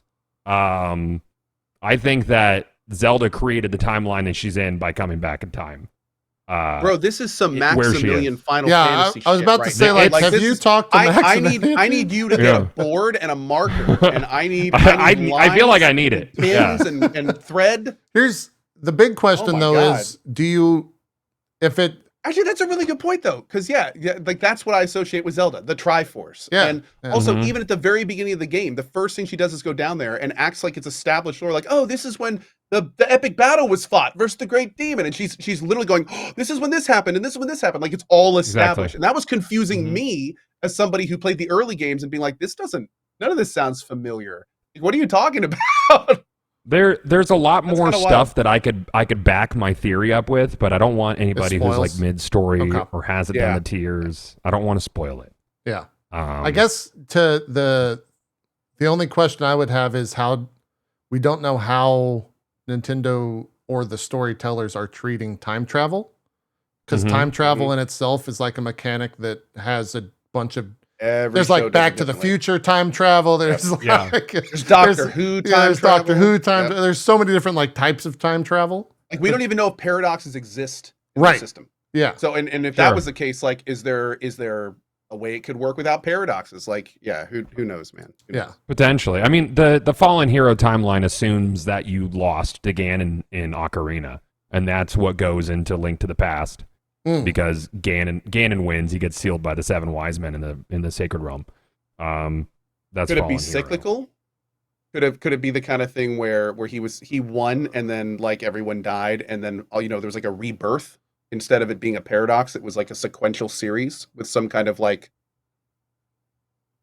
There's I don't. There's like the story thing that that I I is, got this today. spoiler territory? Okay, never mind. Ignore everything. The thing that I got today is a confirmation of something that has been talked about in Huh. Hyrule Historia for a long, long time. And that was that, from finishing all like, the shrines. That was from finishing all the shrines. When you And said it's- that, I actually it was looked a it up, and it it's was it interesting. blew my mind. And as a Zelda lore nerd, it blew my mind. Damn. I could talk for hours about Zelda lore, but I want to give people a few weeks to finish a game. Like Yeah, if you're in yeah. my stream watching, we talk spoilers because if you're in a stream of the game finished, you know what you're in store for. This is a Sure. podcast format. Don't want to ruin anybody's time. So for anyone Um, watching, are you down with people just stopping by your stream and be like, so Goth, give me your thoughts on the entire timeline of Tears I'll of the talk Kingdom. about it for a 12-hour stream, man. There I we repeat go. myself all day, every Great. day. You know, it's Perfect. fine. Yeah, I don't get sick of talking about it. Cool. You Yeah, know? I Yep. don't have anything to add because like I said, I've 40 hours in. I've done a temple. I haven't done much else than that. The first thing I did was max out my stamina, and I had 4 hearts when doing that. And so then Yeah, I've approached the rest of the game that way, which is fine. I have a I really can't wait to talk to you about it. okay. Like after you finish. Yeah, Like, you're I'll gonna- send you a DM when we finish. Yeah, do that. We'll- Yeah, there's a lot or of stuff, join you man. on There's a lot stream of or good something stuff. if you're gonna keep playing. I think this is probably one of the more story heavy Zelda games. Like if you played Breath of the Wild and you're like, where was the narrative? Like that's out the window now. Like it's the narrative is so much better this time around. I think Ko's right about the need for more voice acting. I don't think every line needs to be voice acted, but at least every main character. Like if you're talking to Raru, you meet him in the first island. You're talking to Raru, and he has a voiced cutscene, and you come out of that cutscene, and it's text. And it's text. That's weird. With a bunch That's of weird. sighs and grunts. That was driving me. That was driving me crazy. Yeah. But when you're talking to It drove me Beetle, crazy you know, and outward. And I had the devs in the chat, and they go, "Yeah, we did that to save money." And then I see it in the Nintendo game, and I'm just like, "You did not do this to save. yeah, You got the money for this." Yeah. yeah, So, like, yeah. When did they start doing voice acting in Breath of the Zelda Wild. games? Breath of the Wild is the first Breath time of the someone Wild. like spoke with voice acting. Yeah. Yep. Yeah. It was always Oh, okay, like. because I didn't play it long enough to like. I And knew it there was- was like It was only in some the sort of memories, right? narration voice acted. Yeah, I think it was only in the memories, if I recall correctly. It's been a long time since I played I the game. specifically remember, "Hey, listen." Impa talks. Wow. Impa talks. She's in a cutscene. She talks. Okay. Oh, Yeah. and Rivali, like you get all the cutscenes with the got it. Yeah. Okay. yeah. Also, Zeke, that Yeah, and actually, real quick, good point in chat. Like Fire Emblem Three Houses, like fully voice acted, like that is balls true. to the wall Oh. voice acted. So it's like, Yeah. Sorry, like, I get knew the exactly- station argument, but I don't know. That's true. I know exactly when they started voice acting. It was on the Philips CDI, right? With the Can't wait I to wonder bounce what the Ganon's up dongos. to. you can make me do the duck walk. princess. You killed me. God. Good. Jesus. By the way, Zeke, Matthew Mercer is in. So This game. good. Really? Oh my I God. didn't. He's in everything. I was not a fan of the Ganondorf that he pulls off. You weren't? No. Have you, But I in- think that's in what? because whenever I hear Matthew Mercer, I'm like, that's Matthew Mercer. It's not like, oh man, that's a good Ganondorf. It's like, have you done all the tiers yet? Have you like followed Impa's questline? I am at like 6 or something. I've seen, I saw the one, spoilers. I'm not going to say it. Yeah. I've seen the ones where he talks a lot. Yeah, he talks a great deal, and I'm like, he's talking a lot of sense. I don't know. Let him in. Yeah. But it's definitely, it comes across and I was like, that's Mercer. Like immediately. And I can't get past that. The thing about Matt Mercer is he's actually, as we all know, he's insanely talented and he can do lots of different voices. The problem is, as you start hearing all the different voices, you start getting used to the similarities. So Yeah. even though he is doing completely different voices and like a normal person couldn't tell, all of us are like, oh, that's Matt. And I had just Like, come and off of it's- finishing Jedi Survivor where he is, Yeah. He's Everywhere. like all of the NPCs. he's everywhere in that game. Yeah. Yeah. Is he like the Vince Vaughn of video game voice acting? He is one of these days he's I'd getting say he's like a the big share of the work. Yeah. He's extremely well known. He's also super well known for Critical Role. I mean, he's basically famous for some Yeah, of his voice obviously. acting. Yeah. And then he gets roles all over the place. And he doesn't just do main characters. So like JP was just saying, like he's a large amount of honorable Jedi, restless Jedi. And so you're just running around and you hear him all over the place. Yeah, him and and- immediately, that's because we great. know his voice, oh, that's Matt. Hey Matt. Him and Hey, Laura Matt. You're just Bailey running are down the everywhere. road. Oh, hey Matt. Yeah. Yeah. Anyways, that's Goth. Any if I have anything else to say, I'll talk about it next week. But for you, anything else? Play it. Play it Tears? if you just play Tears of the Kingdom. It's really good. It's crazy good. I don't know what else to say. It's probably like my favorite game in the last decade. Yeah. But like I said, huge Zelda fan. I've been playing on emulator, obviously. I've been playing a bit on hardware as well. I think if you play handheld, the issues are a lot less obvious. Do you if have play on a handheld? you have a first gen Switch? You said right? I do. Well, no. Well, you see, I bought the Zelda OLED because I man, lack that's- self-control. Wow, that's so JP? weird. Goth. That's weird. How this also I also lack self. I have. Why do I have 4 fucking Switches? God. That was actually my second Switch for me personally. I have one that Nintendo sent me, and I'm so glad they did because it's a Generation 0, so it's the easiest to jailbreak. Nice, It's thanks, the easiest Nintendo. one to jailbreak. Thanks, Nintendo. You enabled me. Yeah. Yeah. So yeah, I got the OLED because if it's a Zelda console, I have I think 3 or 4 Zelda 3DSs, Oh, and because I have a problem. We all have problems, you know. we Are did. they different or are they all the same model? No, one's got Majora's Mask on it, and one's got Link from Ocarina, and then the other But one I think just is, like art is I- what you're saying. Like the it's art. just art. Oh yeah, they're like gold That's or just something, collector dude. stuff. That, Yeah, that's it's Yeah. just I have to collector say stuff, though, yeah. I am baffled they have not made some kind of special edition or case that just matches the in-game. What is it? The tablet that they use in game. Oh, the Sheikah slate thing. Oh, God, I man. know. Like, that's just Purapad. printing. It's printing yeah. money. I saw when I heard there was a collector's edition of the Switch. I was like, oh, dude. So it's like the in-game, right? And then I saw it and I was like, what is this? Yeah. Like, what are you doing? Yeah, Should I at least think make like it's 5 of them. They'd be worth like $50K a piece. didn't Like, oh my God, man. didn't Breath of the Wild's collector's edition ship with a carrying case that was the thing? Because I think I got that. Do you Yes, have that? it's in the house. It looks like a Sheikah slate. Yeah, Yeah, I have so that they have one. a That's carrying what, that's case. what my Okay, OLED's good, in. good. Yeah. Yeah, that's a little bit better. I want to say Yeah. that I guess existed. that's okay. But all right. it's a Pura pad now, by the way, which is out. It is. They pronounce it Pura in game, not Pura. Oh, it's not Pura. Okay. No, it's apparently Pura. Okay. I think there's one voiced line where they say her name, and In the they opening? pronounce it Pura. Yeah. Okay. Yeah. Cool. Yep. Cool. Yep.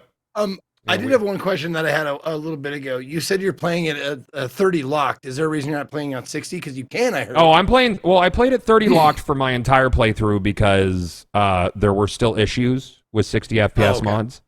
Okay. And I On the wanted my emulator, playthrough to be as smooth as possible. No weird cutscenes, no weird glitches. Sure.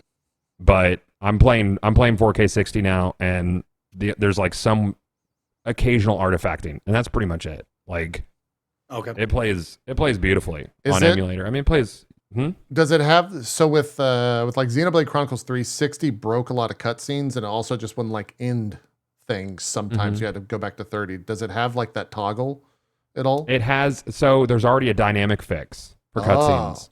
So it just works. The mod flawlessly scene now. for Zelda is crazy when compared to like Xenoblade. So Yeah, I called it before this came out, but I was like, there's going to be an arms race for which emulator Breaks works it. better, and I think Yuzu is coming out on top. okay. Ryu Jinx, there's a lot of people who really like it. It's fine. I like Ryu Jinx. I use both. Yeah. But I think Yuzu is going to get a ton of like funding towards it because that's what happened with Simu. There was a point where the Simu devs were making like $40,000 a month off of Simu just simply for Breath of the Wild Yeah. to function better. And they poured most of their dev time into specifically optimizing Breath of the Wild. And that's why like multiplayer mods exist. You can There's crazy. I mods loaded for a that. mod for Breath of the Wild where I could run around in what was the second level of Super Mario 64? The Oh god. you know, it's the guy with the big swamp on top. I forget the name of it. That's in there, and you collect stars and stuff. It's crazy. The mod scene's nuts. And I think Yuzu will end up being the way people go. Yeah, Womp's Fortress or whatever. Yeah. Yeah.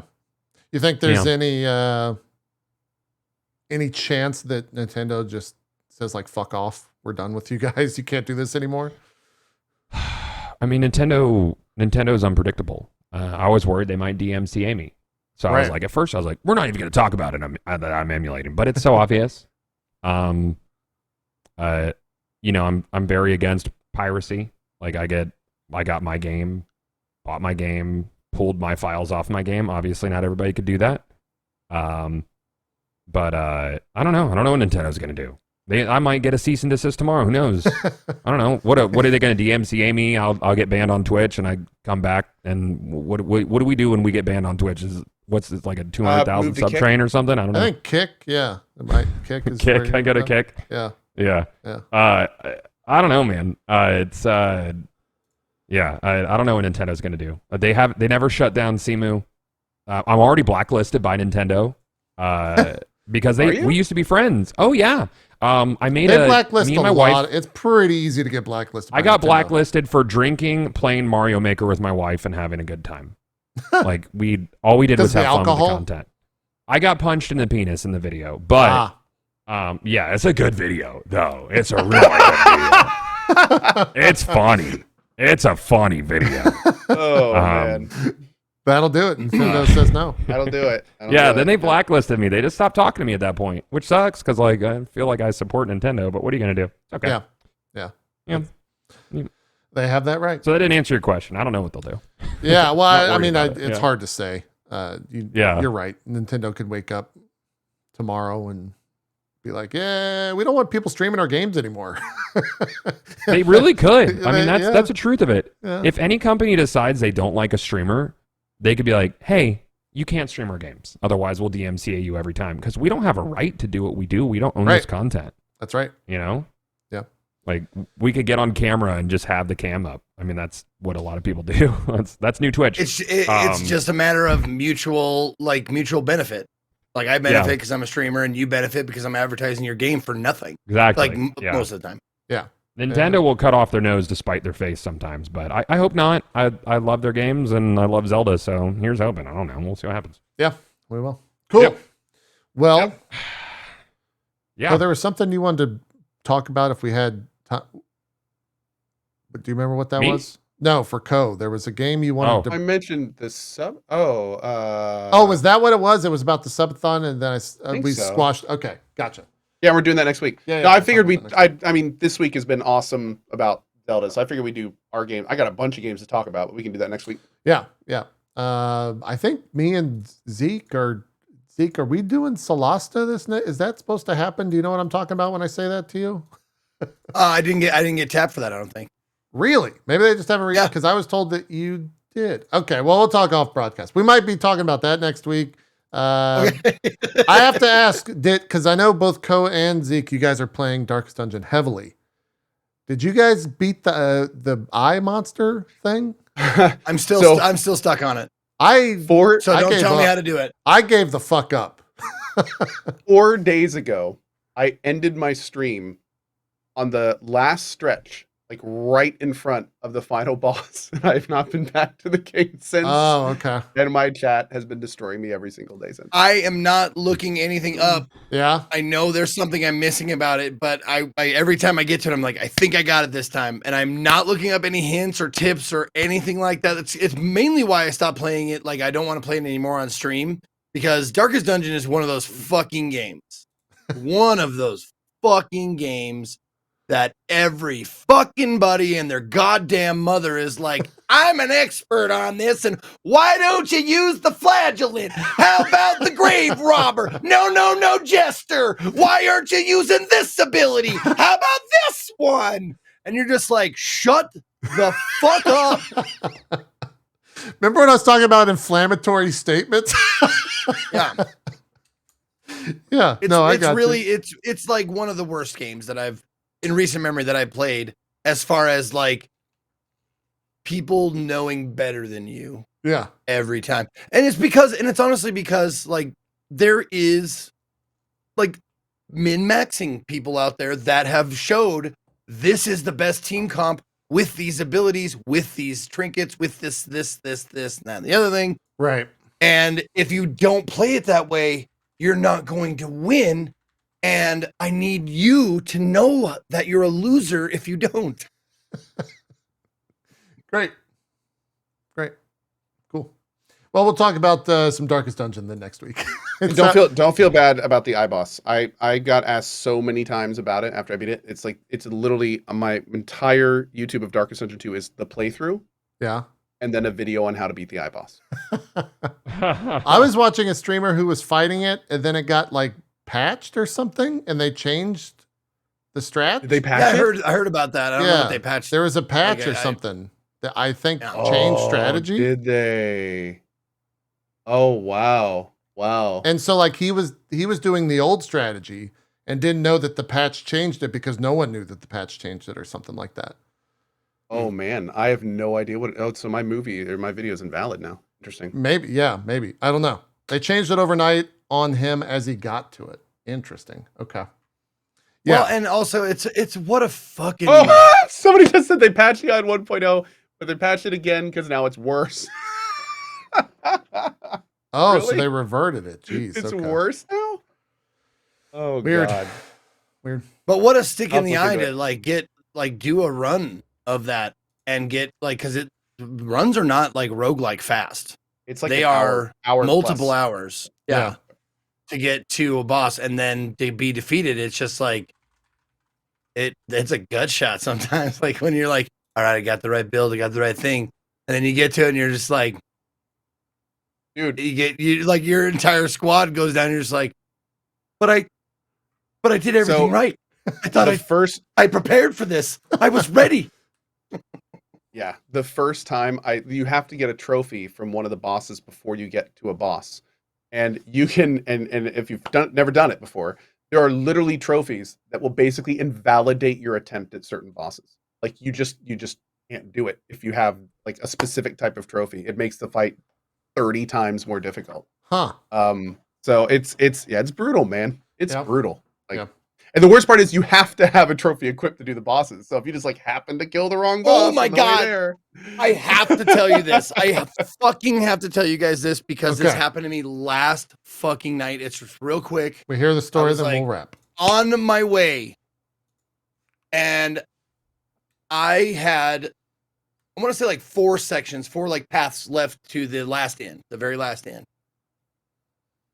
One of those was a layer, and I accidentally took a wrong turn because you need the layer boss trophy.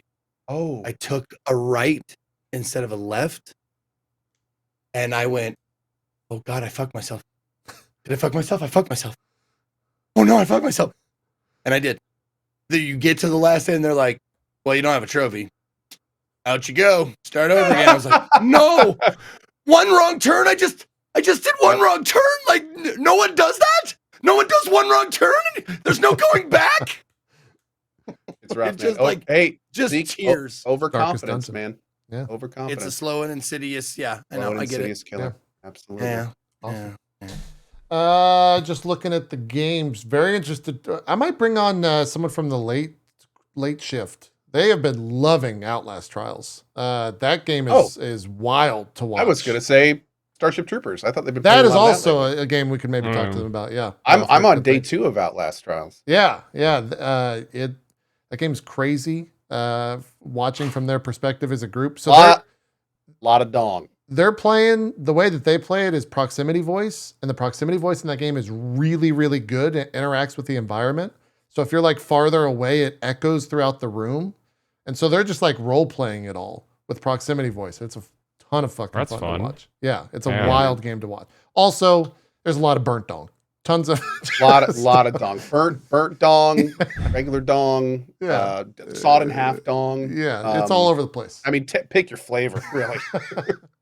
It's all over the place. Yeah, dude, a late shift person would be great because I'm also very interested to know much more about Starship Troopers. Yeah. Which I have not played, and people have been asking me about like crazy. Every time I've looked at it, it just looks so generic and weird, but people are loving it. So it's like there has to be Yeah, I've something heard there. the same thing. There That has it's to be really something fun. there. It's basically from what I watched, it was just like take everything that's fun about Starship Troopers and pull that into the game. And it's like a nostalgia hit of just Okay. nonstop references to the movie and like pretty fun encounters of a shit ton of hordes of bugs. So yeah, sounds like a Starship Troopers game to me.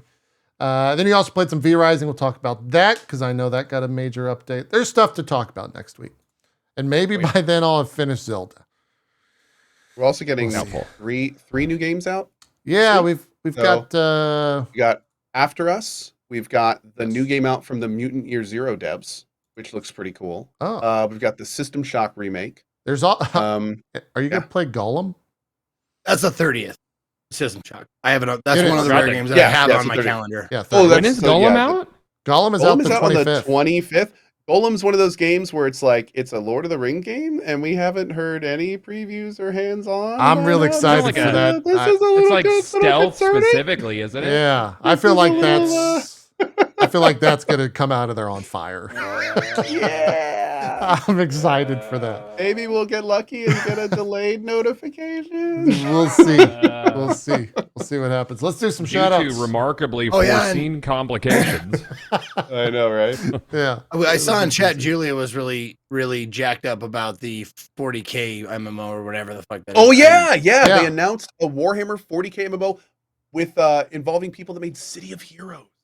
Oh, really? Shit. That might Like, actually be this, good. this could actually be something. Like, oh, That could be good. fun. Okay. City of Heroes was a banger, Yes, man. City Heroes was fun. Mhm. Okay, that might be interesting. About that. We'll see. Mhm. Let's do some shout outs. Call it a show. Zeke, start us off. Yo, I will. What's up, Why? everybody? My name is Ezekiel III. Thank you for watching. You can find me at or slash Ezekiel_III on Twitch, Twitter, and YouTube, and Ezekiel the Third, all spelled out on Instagram and TikTok. Thank you, Gothalion, for joining us, man. I could listen to you talk all day about video games, dude. Thank you for coming. Your opinions are the opinions that I think matter, and I'm glad you were here. Do you need to a share them. room? Or Wow, like, that's- do you wanna- Probably the nicest Like- thing anybody's ever lied to me about. That's so kind. No, for real though, dude. Thank you for coming on the show again. Thank you to so Ko and nice. JP for being my co-host every week. What am I doing this week? I don't know actually. I have several things that I could be doing. I'm going to see about maybe contacting some 100-month sub people. See if I want owe you they one want me to do still. their game. You do owe me one. Yes, you do. But maybe we'll do that, or maybe we just say, fuck it all and just go back to Lost Odyssey, which was a real trip Ooh. and Hmm. kind of a neat thing. I'm apprehensive about going back to Lost Odyssey because I know if I go back to it, people are going to want me to finish it, and it's a 60-70 hour game. So we'll see. Just follow my Twitter for updates. I'll let you know what's going on. Thanks for watching. Cool. I was thinking of making him play Kingdom Hearts 3. You monster. But with zero I thought you were lead in. friends. Like zero lead in. Just like straight up play Kingdom Hearts 3, no story. Like, I don't know if I don't know yet. I That's haven't rough, decided. That might be too rough. But listen. Playing a game I can play any game for one stream. Like I can suffer through whatever. It doesn't matter. But there's no guarantee that I will continue playing. Like there's been a few I know it's not a that I've only played one day. yeah. I know it's not like a full play. You would be so confused. That's why I kind of want to do it because I want to see what Oh, a man. person's brain does to that information. I will say Kingdom this: the Hearts amount fans are of confused. people. Yeah. Oh yeah, exactly, dude. The amount of people that have started with Kingdom Hearts 3 is probably like in the low single digits. So it would be kind of would be hilarious. kind just of a to unique see thing, yeah. somebody deal with that and Yeah. see and like have their honest thoughts about it. That'd Yeah. be fun. Anyways, haven't decided yet. I'll let you know. Ko, do some shout outs. Sure. Hi, everybody. My name is Ko. As always, a big thanks to JP and Zeke, and a huge thank you to Gothalion. Always a pleasure having him on. It was another great show. That being said, hi, I'm Ko. I am streaming pretty much every day, including on the evenings on Ko or Ko Carnage. Next week, like I said, we're going to be checking out all the games that we just laid out. After us, there's a game called Above Snakes. Probably going to be taking a look at that. We've got Golem. We've got the new Mutant Year Zero game. I'm going to be finishing DD tomorrow afternoon, probably doing some V Rising tonight as we work our way through the big Gloomrot patch DLC expansion thing. And yeah, it's been a lot of fun. So hope to see you in the channel. If I don't, I will see you next week. Same bat time, same bat place on Drop Frames. Goth, I just Oh, and also maybe before then at the PlayStation thing. Yeah. Mm. We'll let you guys know Tuesday on the Drop Frames account. I think me and Zeke will be live regardless, probably, and then we'll see if Ko will make it and if we're joined by guests or something. I like hope that. to watch it live. Worst case, I may check out the VOD whenever I get on the evening, but I'm What's going to that? do my best to get there live. 1 p.m. Pacific, 4 p.m. Eastern, right? Yes, I think. It's supposed to last a little over an hour. Yeah, that's right. I'm not buying time or anything to change Gothalion shout out Carter. Hey, Goth, do some shout outs real quick. Brand new Twitch streamer still. Appreciate you guys having me on. Thank you, Zeke, Ko, JP. Y'all are super nice. Always fun talking to you guys about video games. I could listen to us talk about video games forever, or some compliment I copied. We are currently doing our 100% playthrough of Tears of the Kingdom. That will likely run into Diablo 4, a little indie game coming out in a couple weeks. You guys should check it out. You can check me out at King Gothalion on Twitch and Gothalion on Twitter. And I appreciate you guys having me on. Thank you. Awesome stuff. Thank you so much for being on. Shout outs for me. Sorry, the dog's going crazy. What Zelda kind of rest of the week. I think that's where we're generally headed. MCU crew tomorrow night. I think we're on Thor of our MCU crew rewatch. That's me and Jesse Cox and that bronze girl. Wednesday, I think we're doing episode 0 of Crew 4 for Last Call for Adventure. You can find more information at lastcallforadventure.com. Then we'll do the pets are going crazy. And then we'll do, like I said, the Sony PlayStation event on Wednesday. And then I'll be joining Goth and D4, as well as the rest of the gaming world, most likely, on June 1st, where I will be doing my first ever subathon, which I got to figure out, plan all that stuff about, and see how all that's going to shake out. So I'll have probably more news, full news on that next week. But that's what I got going on. Sorry. The pets, what? Dude, Diablo 4 is in like 10 days. Yeah. Yep. That's kind of crazy. Wow. Street Fighter 4, or sorry, Final 6 Fantasy is right after that. 16 in like a month. Exactly a month. Yeah, it comes out Mhm. June 21st. Yeah. Video games, yo. They're Video out. Games, Lots man. of them. We Lots got of 'em. video games. We're going to know more about them on Wednesday. Probably. Yeah, we are. Yay. Absolutely. Good call. See what happens. That's it. Gothalion, thanks for joining us. You're Yes. always welcome on the show. I will ping you once I finish. We'll get into the theories. You can tell me all about your... I want a PowerPoint presentation, though. I feel like I need a infographic. Yeah, I think I might make one. Yeah, I think you need to make crudely make an infographic tomorrow. I think you need to make one. Anyways, that's it. Thank you all for watching. Bot will be up later. YouTube.com/itmeJP for that. We're out of here. Have a good one. Bye-bye. Bing.